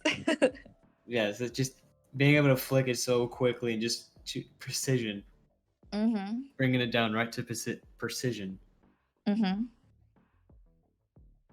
And I think we both saw like kind of the way that getting a little too prideful, getting a little too confident in your play style, especially if it was successful in the past, how that kind of hurt the defense on the second match. They thought they had it. They wanted to play more aggressively. That's what they were comfortable with doing, and they got punished for it. Because the attacker started thinking, okay, oh, well, you're good at getting kills. Well, we're good at planting spikes. And just being able to throw the defenders off by putting that spike and having them worry about more than just killing them. And even if they did all go down, they still had that spike to lean on if they kept that pressure. And able to assess, this is a really good, accurate team. They're great at getting headshots. They're great at gunplay. We have to work around that. We have to adapt our strat to things that isn't their strength. And they immediately did it, and they were able to really use that to their advantage. Yeah, it's being able to see them both adapt. And I guess my prediction was somewhat right. Just them being able to use that spike to their advantage to really throw the defenders off. Because the defenders, all they wanted to do was kill. That's all they worried about until the attackers brought in that spike, bring in another layer of gameplay, bring in just that distraction to totally just change the game. Yeah, and I think when we started off, both teams, both Sac State, both DH, they kind of wanted to test each other. And as soon as they started testing each other, seeing where their strengths lie and their weaknesses, they were really able to like hone in and start being like, okay, let's make some strategy. Let's make some customized strategy for them. And I think it worked out on both ends. You know, we saw some great attacks, some great defense from both teams. It was definitely fun to see. It's just I'm still like just processing this last match of them going back and forth, just for those last, or like those last like 6 rounds or whatever it was. Just one won this one won that one. The defenders doing great here. The attackers got the spike off on this one. It was definitely just cool to see. And keep in mind, this is only the scrimmage match. The real tournament has not even begun, and we're already like, my nails are bitten off into the quick. like the actual tournament starts this Monday. And if they're already coming with this much passion, how much more in the tournament? Hmm. So the rundown one last time is Sacramento State. We have iPsycho, the actual Psycho. We have Kazan Strife, Darian, Rooks, and Quiz. And for Dominguez Hills, we have Bobek, DCMH, the Aim God, Dongle, Chris for the win, and we had Zero. And I think I really have to like point out my favorite character, my favorite characters. Hello, this is a video game. My favorite players would just definitely, at least from DH, Bobic and DCMH really impressed me. And then on Sac State, it was Psycho, and it was Rooks as well. Rooks wasn't too shabby with his gun either. Just seeing the gun skill is cool. Just like how they know how to peek their corners, and they know how to just aim, go directly to the head. How their recoil control has definitely been practiced. Mm-hmm. And just even like learning the guns, how they feel, how each gun feels, you can really see that not only were both teams efficient with like one gun, they were efficient in many. We saw Sova pull out that machine gun, which surprised the enemy team as well as me. Seeing him cut through those walls was super cool. It was a super different strat than we've seen throughout this entire matchup.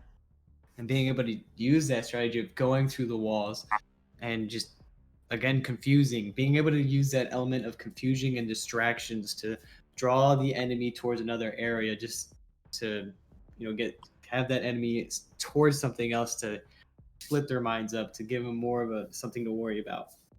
Mm-hmm. Yeah. And this is all in preparation for the Collegiate Valorant League, which will be this Monday. So if you like this as much as me, as much as Ben, like, please tune in. I'm excited to see it. And it's going to be really interesting to see where these teams go from here. Where do they go from here? You know?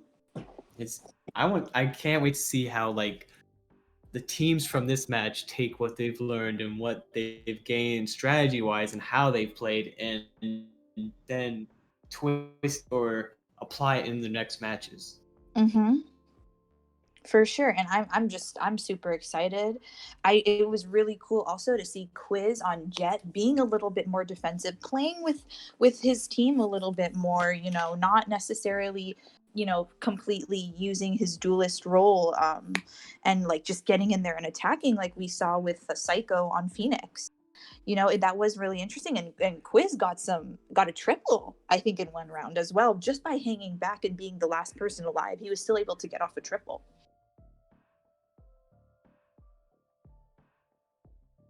Still being able to choose between having either you got to defend or you got to push some offense. Being able to know when to put that pressure on, when not to put that pressure on. That's when you got it. That's the adaptability that comes with learning when to, have that, when to take that shot and when not to.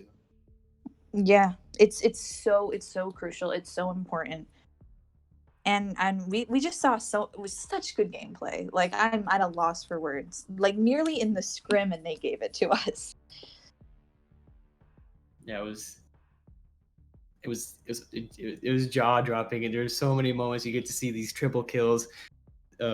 Triple kills go off, and then even with the triple kills, sometimes they came back, and just how they communicated and how you could just see how well they communicated through their gameplay. Mm-hmm. So if you really liked this match, if you liked it as much as us, make sure you stop by on Monday. You'll see me and Bent commentate, doing the same thing we are right now. As we go, is there anything else you want to add, Ben? Honestly, just like you've wrapped it up pretty well. Just come join us. This is so much fun to be a part of, and having you guys being a part of it as well in the chats, and just be able to share in this amazement of, oh, he got the triple kill, or he got this, or he got that, and just it's so cool to not only just share between me and McRib, but to share with you guys. Like that's something as well, just to see, and just to, because this is honestly just a great community. Yeah, and we want to hear what you guys think as well. This is a super new game. We're all super new to this. The league is super new, and like the meta still hasn't necessarily been established. So we want to know your predictions. We want to know from the scrim what you guys thought. If do you have any little favorite players that you're kind of hoping to see again? I'm not gonna lie, I'm like I psycho fangirl now. Like Sacramento State, like Yeah, I honestly like the Jet player. I'm still seeing. I'm still waiting for, because I don't. I think he was reserved. I really do. Quiz. Yeah, you think Quiz was playing it a little safe. I think Quiz was just not showing his whole hand. I can't wait to see Quiz just come out with the Jet and just wipe the whole team out. That's what I feel like he's gonna do. He hasn't shown his full Jet player skills, and I know he has them. And hopefully we're going to see it next week once the tournament starts up. Hopefully we're going to see that aggressive duelish Jet that we were craving. I'm craving it too. I said at the start of this, I was like, Jet's my favorite. I love to see a super mobile, aggressive player. So hopefully we'll see that, you know? Yeah, I've seen some amazing Jet plays, just clips and montages, and I think Quiz has that ability just to do it full time, like just Mm-hmm. come out of the. I think he has. I think he has that Jet down. He hasn't showed it, like I said, and when he does show it, people are going to be very surprised. Mm-hmm. I think so too. All right, guys. I think that wraps it up. Do you have any final thoughts, Ben? Before we, the next time you guys are going to see us, it's going to be on Monday. It's going to be the big tourney. I mean, I think we've wrapped it up pretty well, to be honest. Mm-hmm. I think so too. So in the meantime, guys, I'm Queen McRib. I stream Friday, Saturday, and Sunday, including the days that the tournament will be, so we can decompress and wrap up together. And Ben? And well, I'm the OG Ben. You can follow me at Twitch and Instagram, all the same. I try to stream throughout the week and the weekends. I stream a variety of games. I just like to have fun and trying to build this community together. That's all I got. And thank you so much to the Gamers EDU for allowing us to host, allowing us to see this amazing gameplay. I cannot wait on Monday to see what else is in store when these teams are really able to show what they have, Yeah, it's awesome being able to partner with Gamers EDU, just being able to be here and just cast for them.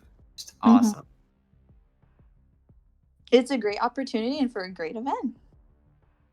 And just being able to just shine some more light on the Valorant community, even though it's new, just being able to put it out there and just show that even how new it is, we have these amazing players. Mm-hmm.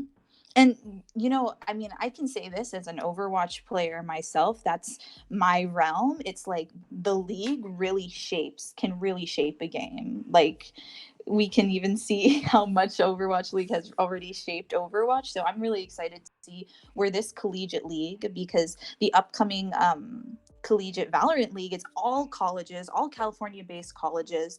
So we're going to be able to see kind of if that affects the game at all. It's kind of interesting to see, to be at the start of something like that. And And just even in this practice scrim, we can still see that just the quality of these players, just how they are just coming out so strong, and in a practice, just going just full out. So just the tournament is going to be amazing. You are not going to want to miss it. So again, I'm Queen McRib. And I'm OG Bent. And we will see you on Monday. See you then. Bye, guys. Have fun.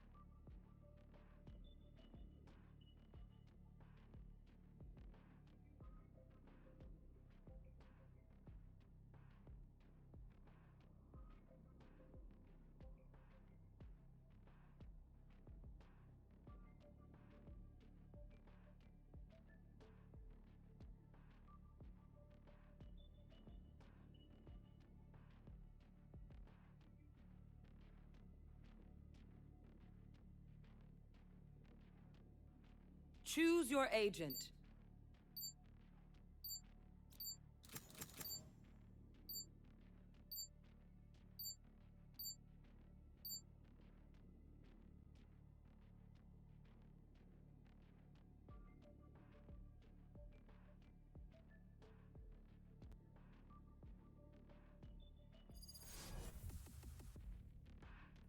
All right, so we're back from our commentator break.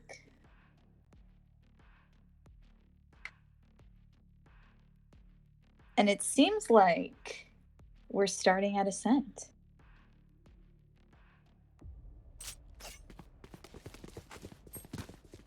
So just in case you missed it, popping in a stream, I'm Queen McGriff, and my co-caster is the OG Bent, who we will be hearing from soon. But basically, right now we're at the bye phase. We saw some amazing attack and defense, especially round. We have Bobik back on Sova. He has not switched for either the first map, the second, or the third. And he's just so key, this character, in gaining information, assessing the enemy team, their whereabouts.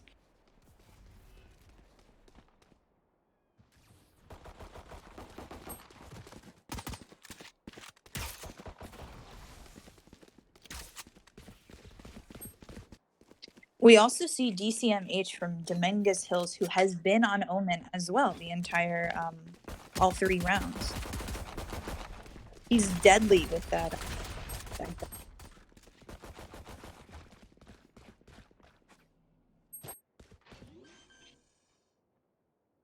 Once again, Quiz is on the with co-caster. Ben has said that he wanted to play a little bit more, a little bit more with his team, a little more team oriented than most of them, which are a little bit more. She has a hugely independent kit that she's able, and hugely mobile, I should say as well, that she's really able to dive in and fight. One enemy remaining.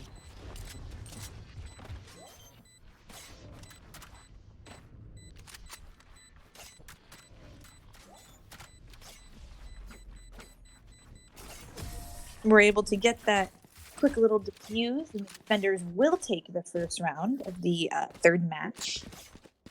I didn't realize we were still doing this. I thought we were kind of gone. You thought it was over? Just wait.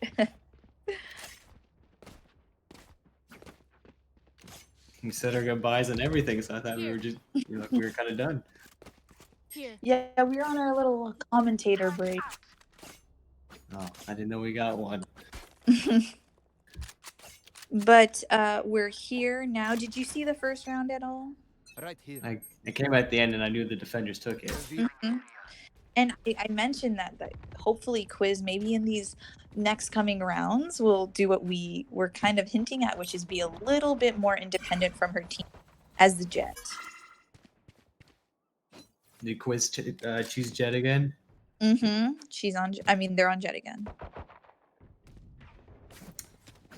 I hope he takes Jet and just. I think he's gonna shine. I think he has the ability to shine.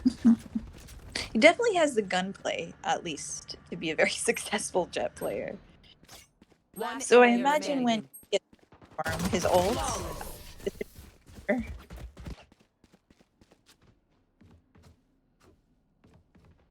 I'm sorry, what? I said, and once he charges up that ultimate, that Shard Storm for Jet, I'm sure, I mean, because his gunplay has been so accurate, it's going to be game over. I think you could definitely wipe out the whole team if he's given the chance. Mm-hmm.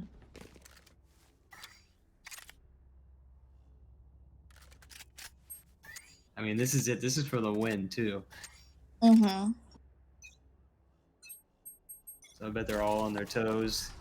Gonna be playing probably a bit different. I already see the defenders taking it twice, so they might be try taking it a little bit more aggressive.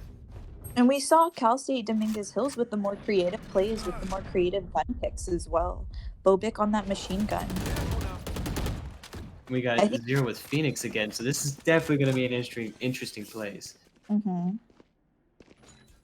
Spike planted.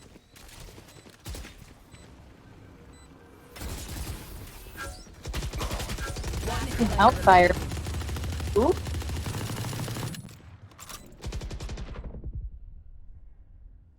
I already see some of the big LMGs making a comeback early in the match. Cage We see this 3v1. Not looking too good for the defenders. But then again, we've seen it on both sides, just a 3-1 or even 4-1, and they still manage to pull it off. Mm-hmm. We see that quick little turnaround. And with him being able to have that information of where they're at, well, see the attacker's already won, but that information is key. Mm-hmm.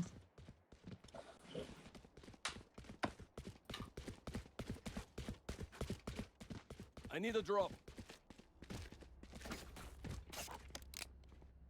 I need a drop. Thank you.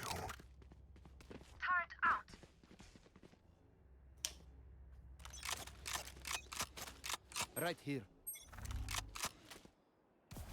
They are leaving the buy phase now. The round's about to start. I do wonder if Sac State's going to be as effective as they have been in the past, as aggressive as they have been. They have the information now. Definitely going to be interesting to see. Seeing Zero as Phoenix again is I like seeing him play Phoenix. I do too, for sure. He really knows those sites and how to utilize his kit. Yes. I have the spike. And Bobek still being able to, he has that ability just to know where to put that information, or how to use that information, how to get that information. Mm-hmm. Seems to be has a Oop. very good knowledge Arrow of each and student. every map.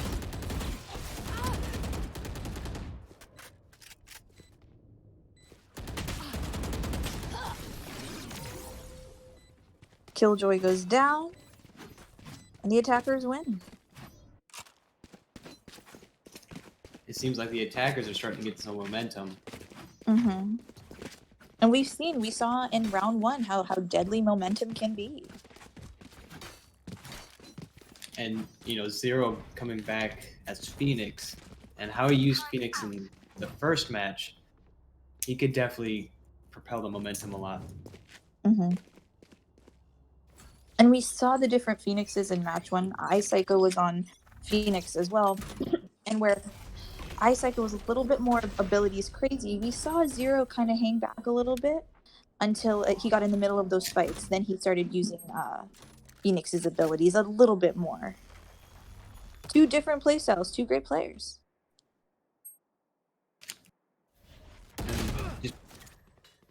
And Zero's about to, well, he did go down. Yeah, Zero. I was surprised he didn't put up a wall to block that line of sight and try to move around him. I thought he might do something like that. Cage triggered. We see Cypher lay down his cage. Just trying to obscure that sight line. He already hears the gunfire coming through. And where a lot of the fighting happens is not only on the points in this map, but in that middle area where there's a lot of space. Mm-hmm. Take flight. Even though he's low health, DC is still able to get Spike the planted. Again, the spike is. It seems like for these two teams, the spike is something that can change the game. Mm-hmm. Was that important?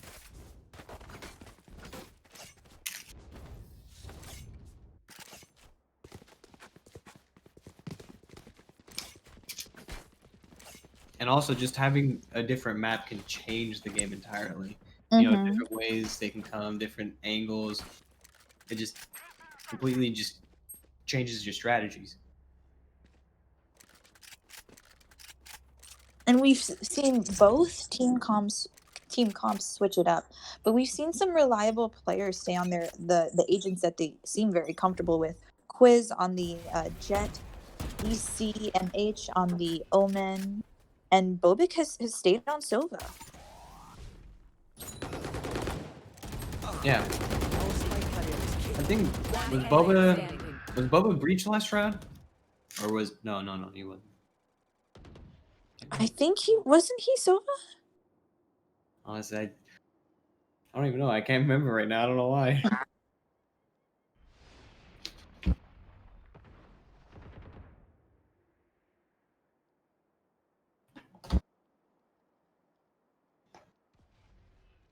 We see DC kind of peek in both areas, not wanting to get caught by surprise here. And the defenders could definitely wait this one out. He hasn't planted the spike. So I mean, right now it's all in their favor. And DC does have good gameplay too, or gunplay. So if they go in there one by one, they're all gonna die. Mm-hmm.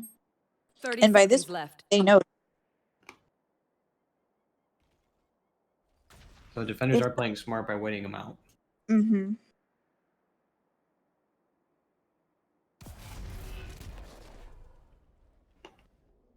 They do know where he's at too. 10 seconds left.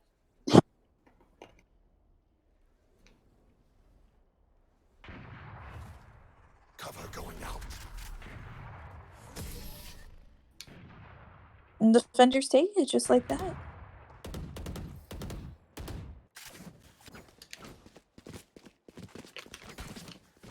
We're kind of seeing this push and pull that we saw in the last match, where it's like, the defenders will start, racking in some points, and then just as we think they have it, the attackers will take it.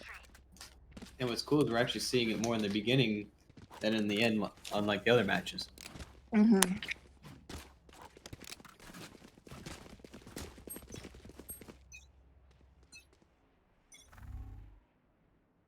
And it's so cool to kind of see how different they go from the first match into this last third match that we're going into. How they've really managed to tailor their performances around the enemy. I mean, just even being able to make it to the third match for both teams is awesome. Mm-hmm. I mean, it shows that both they have passion and they're both just they want to win. They're putting everything on the line now, it seems like.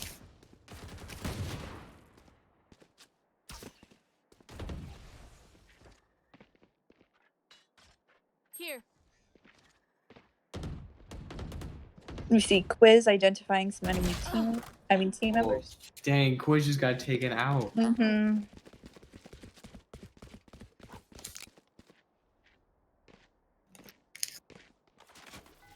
Revealing area. You see Sova shooting out that recon arrow. Yeah, that's right. Bob has been sober the whole time. Mm-hmm. I don't know why I think it was breach. 30 seconds left. His Sova gameplay's breaching your mind, eh?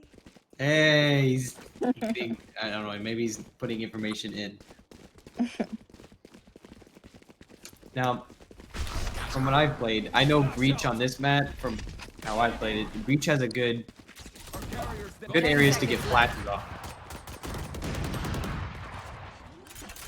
Definitely trying to get that spike planted to have a couple more. Yeah, for sure.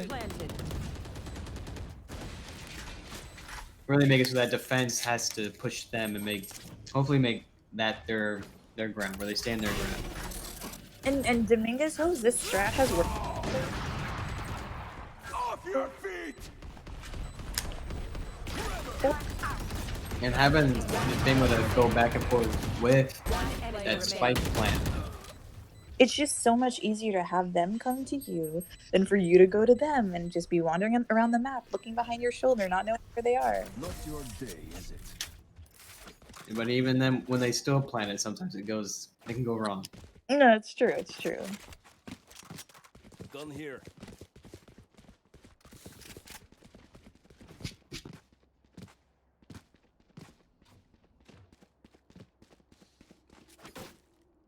We're back in that buy phase, and could you gave us a beautiful recap of the economy of Valorant. If you could just give a quick Spark Notes version of that while we're in the buy phase. If you live, you get more money, and if you kill, you get more money. If you die, you lose, and you got to rebuy. Quick Spark Notes. And if you underperform and your team is super nice to you, they'll give you guns in return. If they're super nice. If not, they'll just give you a classic and call it a day. I mean, you got a pistol, so you better start working with it. And we've seen some sick pistol shots, you know. I was just about to say, like, you know, Rux over here got that 3-piece a couple rounds back.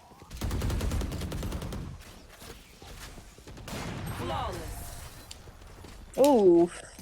Defense coming out with that straight offense. And Sac State has showed us that they're not. You don't mess with them.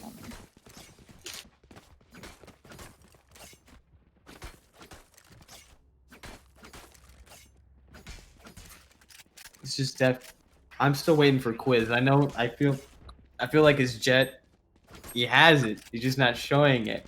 I want to see it so bad. We did see some kills, and we saw a couple diffuses and plants, Quiz, but we haven't necessarily seen. Once again, we keep talking about this like, independent hit that each duelist has, both Phoenix and Jet. Revealing area. For sure.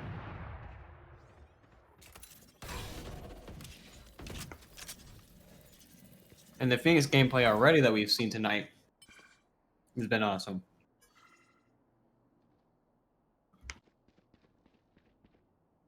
We see Zero trying to be a little more cautious, knowing that there are enemies somewhere around.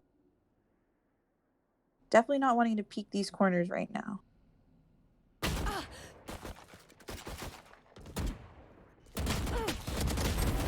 eyes are down. And Rook's gonna get that kill.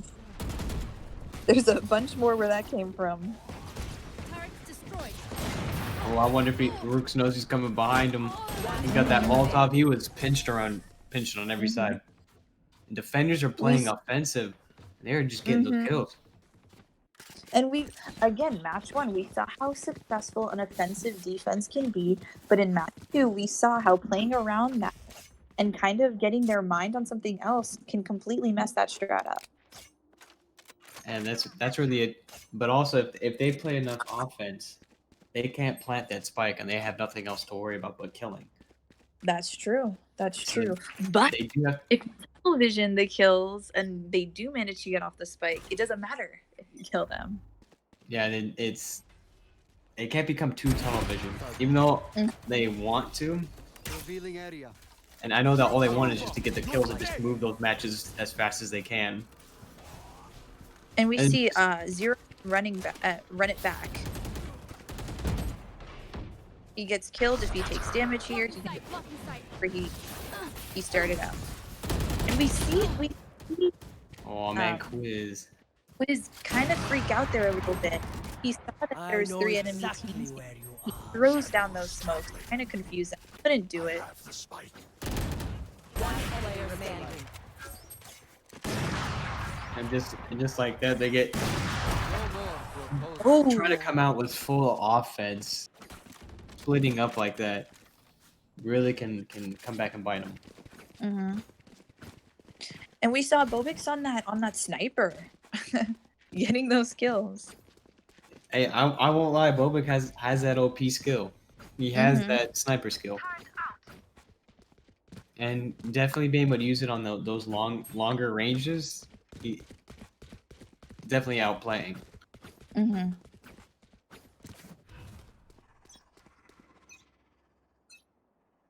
Cover going out. Shadows traveling. So we see DC just throwing his stun through the wall, trying to see if he can catch anyone by surprise.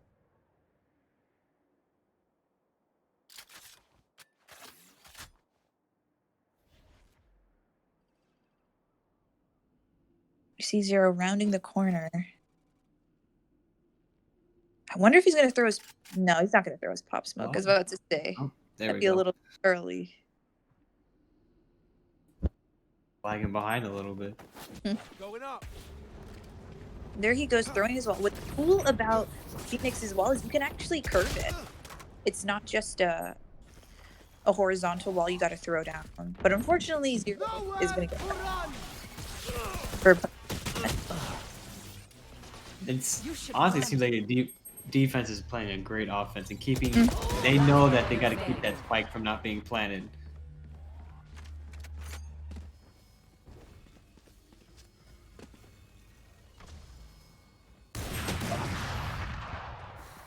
And then we got that defense. Got Bob. Looks like was that Bob on the sniper? Bobik was on the sniper. He did go down though. Oh, it switched so quick between both of them. I couldn't tell if it was Bob who got him or not. I know they're getting these kills quick.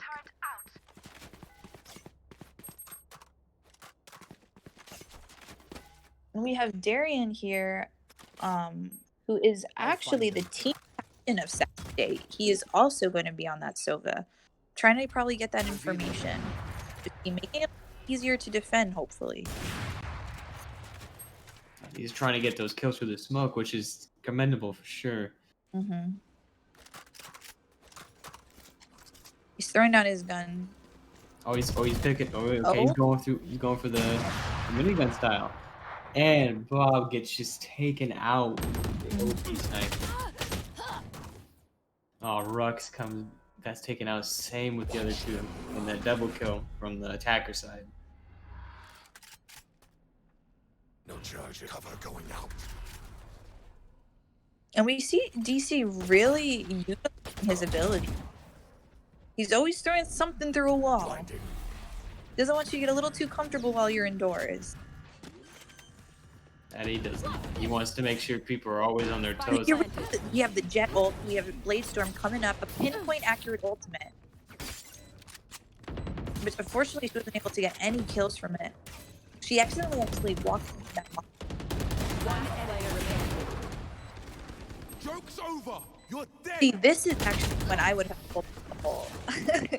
I know it's Yeah, a little bit OP or a little bit like kind of going crazy, Switching but sides. if she would You could- have drafted onto high ground, gotten a better who knows? Who knows? and it kind of sucked that Quiz got stuck behind that wall trying to use his ultimate. Mm-hmm.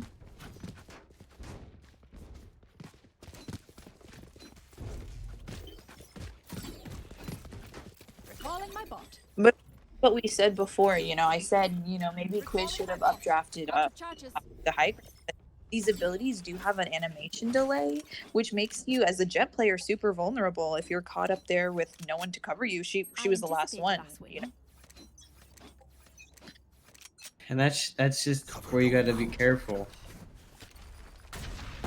Having that being open like that, and when you're open, that's just if you don't cover yourself, you're gonna get punished for it. Mm-hmm. Careful now.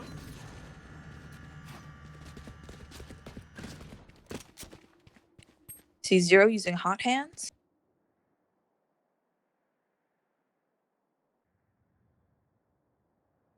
Zero and Rug, because they do have that pistol skill Mm-hmm. from what I've seen.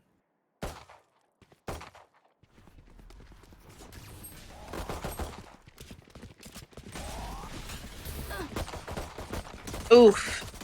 This is gonna take some damage. Your firewall. Man, Quiz went through there, took the damage, and I don't know if he was able to dish that much out. Shock dart. Shock dart.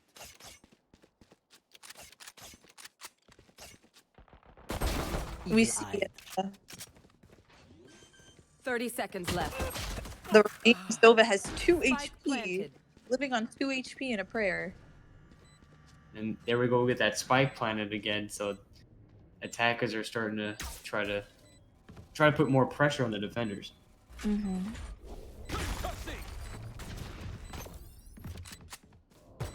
One player remaining. Kaizen getting that kill from heaven. Well, from below heaven. Whoever. There we go. The attackers took it again. That spike is for them. That they play. That's their strategy for this. I will say I am surprised that none of these teams have run a Sage. Have we seen Sage at all? In the first match, I might be having a false memory, but I can't say like in the last 2 matches either Sac State or Dominguez Hills has run a Sage. Yeah, I don't think they have. And the reason why Sage is like a super pick basically for most Valorant teams is because she's really the only hero the only agent. I play too much Overwatch. The only agent who can heal her teammates. That's her passive. She doesn't have to buy it at all. It's already equipped to the character as soon as she starts, and she can heal. And that alone makes her such an asset to the team. And it just depends. Like, every team has a different strategy, and both these teams seem to be very offensive, not very defensive. So that's probably why they don't need to run a healer, or don't really care to. They'd rather have more initiating abilities and defensive abilities to like block visuals.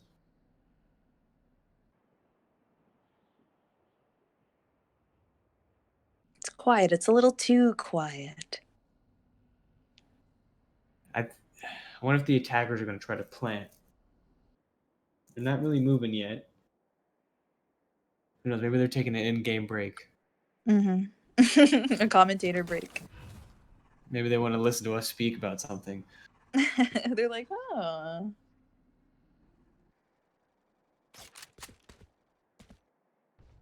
Psychos is the first one to push out there. 30 seconds left. No charges left. With 30 seconds left, will they? Let's see. Yep. And Zero got taken down. I wonder if they were trying to use the tactic of using that time crunch to really 10 try to seconds play with left. it. Spike planted. Yeah. One enemy remaining. It's The 3. attackers came out and just took the defensive for their own. And we've seen really at home attacking. They're both very attacking oriented team.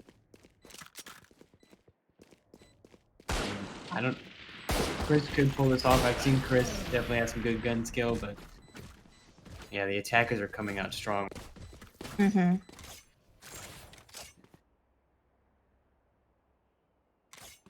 And we've seen Sac State is at home attacking. That's where they play their best, seemingly.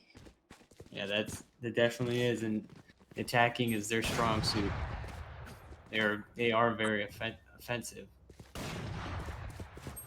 And you can see that even in the picks that they're running. They're running Jet, they're running Omen, they're running Raze. I still believe Quiz is going to come out of the woodworks and just take it. I feel like he's just being reserved. As soon as he got Shardstorm, I was like, oop, oop. I think he's definitely, if he gets it again and he's going to use it at the right time the next time he gets it. And Shardstorm is charged based off of 2 kills, right? Yeah, I think all the abilities are charged off kills. Or the ultimate abilities, I guess. I think it's once you kill 2 people, you get it. I don't know if it's just 2 people. I think you gotta kill 6 or something. Revealing I'm not area. really sure. I can't remember. I'm used to Overwatch where it's if you can sit and do nothing, get your ultimate. Yeah, it's true.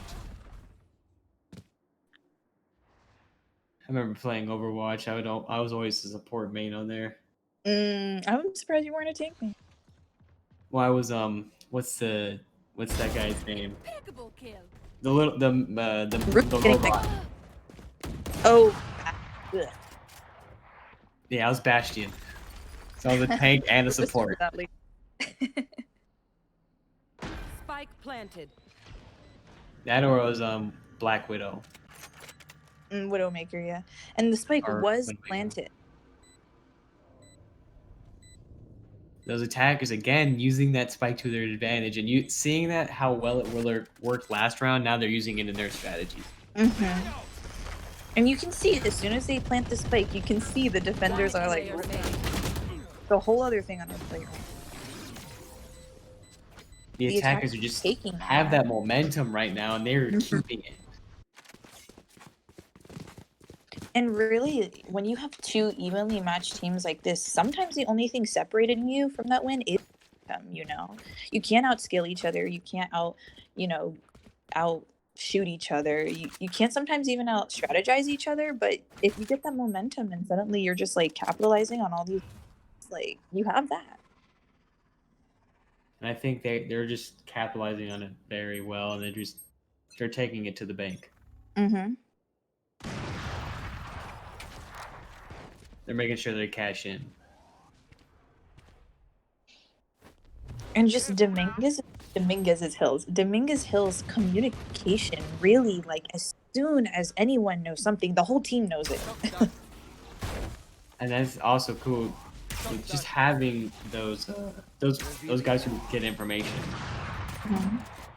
You can tell each person on this team plays a very crucial role. And they're relying on each other so heavily.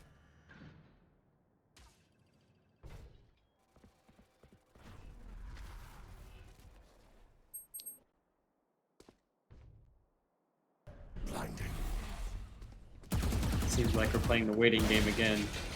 And K's in on that Omen now. He's. I have the spike.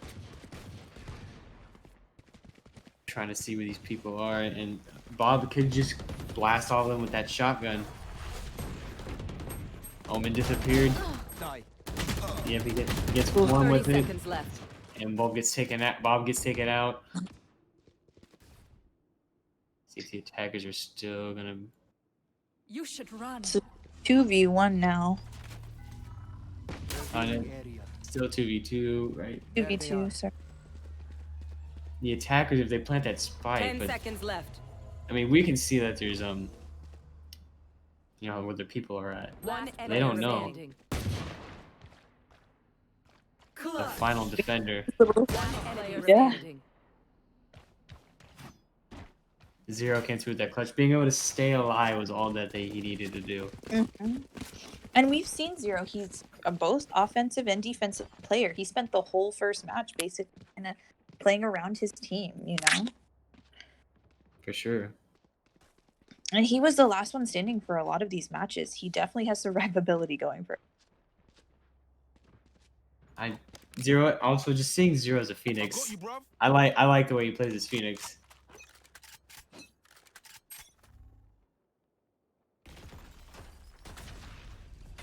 Watch out. Interesting to see how Zero isn't utilizing pop smoke as much as he was in the first match. I remember him throwing 2 of those in the first match, and now it's like, okay. I'm not sure if he's trying to save it more. I mean, currency could also have a very big play. You know, if they're running low on currency, they can't buy it every round. They might be somewhat careful. Joke's over. One player remaining. We see Zero and run it back once again, getting that information to his team. Unfortunately, getting picked off. See, Bob's coming up behind him. He's not careful. He's gonna get. Yep, there goes. Bob with that sniper skill though, just coming up with those flicks, just taking him out 1 shot, 1 kill.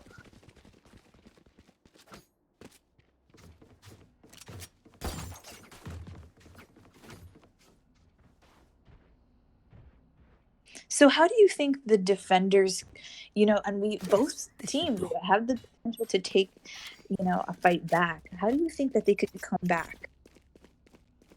They're gonna have to be. Oh, this is a nice spot. I think the attackers are definitely using the spike to their advantage, and if they continue to do that, the defenders are definitely gonna have to become more offensive and make sure they keep that wall where the attackers cannot get to any point to put down their spike. Deploying drone. Well, and Firehouse is shot down like that. But already that's so much information. Right here. Bobik knows where the team's coming from. He knows now that there's a lot. And the attackers are running in groups, and they are just pushing so hard to get to the point. Now everyone who's been spread out, We have the a defenders, quiz. they have to run over there. Spike planted. Off your feet! Is she gonna run through this one? And Quiz knows he's there. Nice. There we Gets go. that kill. Player It's remaining. 2 kills. Here. And her Blade Storm does charge up if you get kills. Yeah, there it goes again. Tagger's still just defend. Chris is coming around that left side. I don't know if they know. Oof. I don't know why he gave away his position like that. He That's had to. Match point. But Quiz giving us just that little bit of a taste of how he knows how to use that super. Mm-hmm. Just a little bit of a double kill. Just enough to satisfy my needs for this week. And what's great about, I mean, I keep singing the praises of Jet, but also just, I'm going to call it Guardian Angel. Jet's passive, when she floats, basically, it's a deadly combination with Blade Storm, because even though you can't be accurate when you're floating, shooting, necessarily, your ultimate is pinpoint accurate. It's going to hit. So you can float and combine those two together, and it's a deadly combo. You're like, literally, justice is raining from above. Definitely an Overwatch term.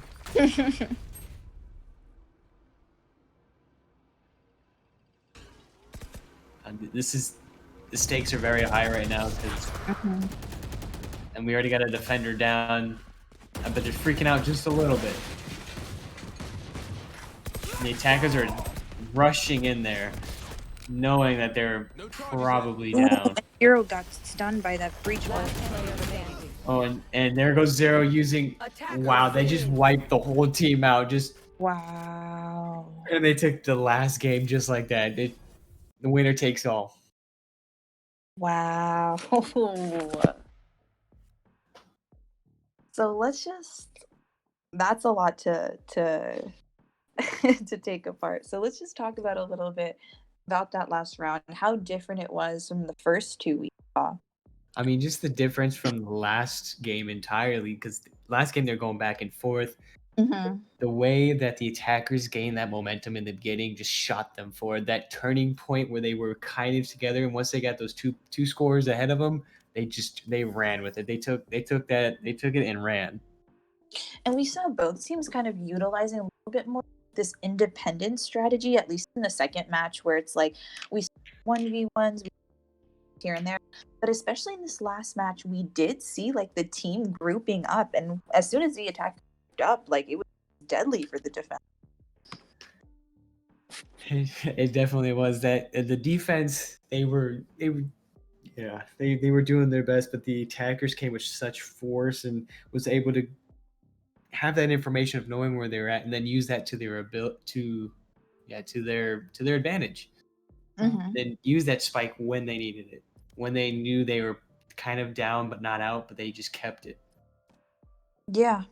Yeah, and like again, like we saw the spike kind of being utilized in different ways, whereas in match 2, like, I want to say it was like a tactic to kind of not confuse them, but to get their mind thinking about something else.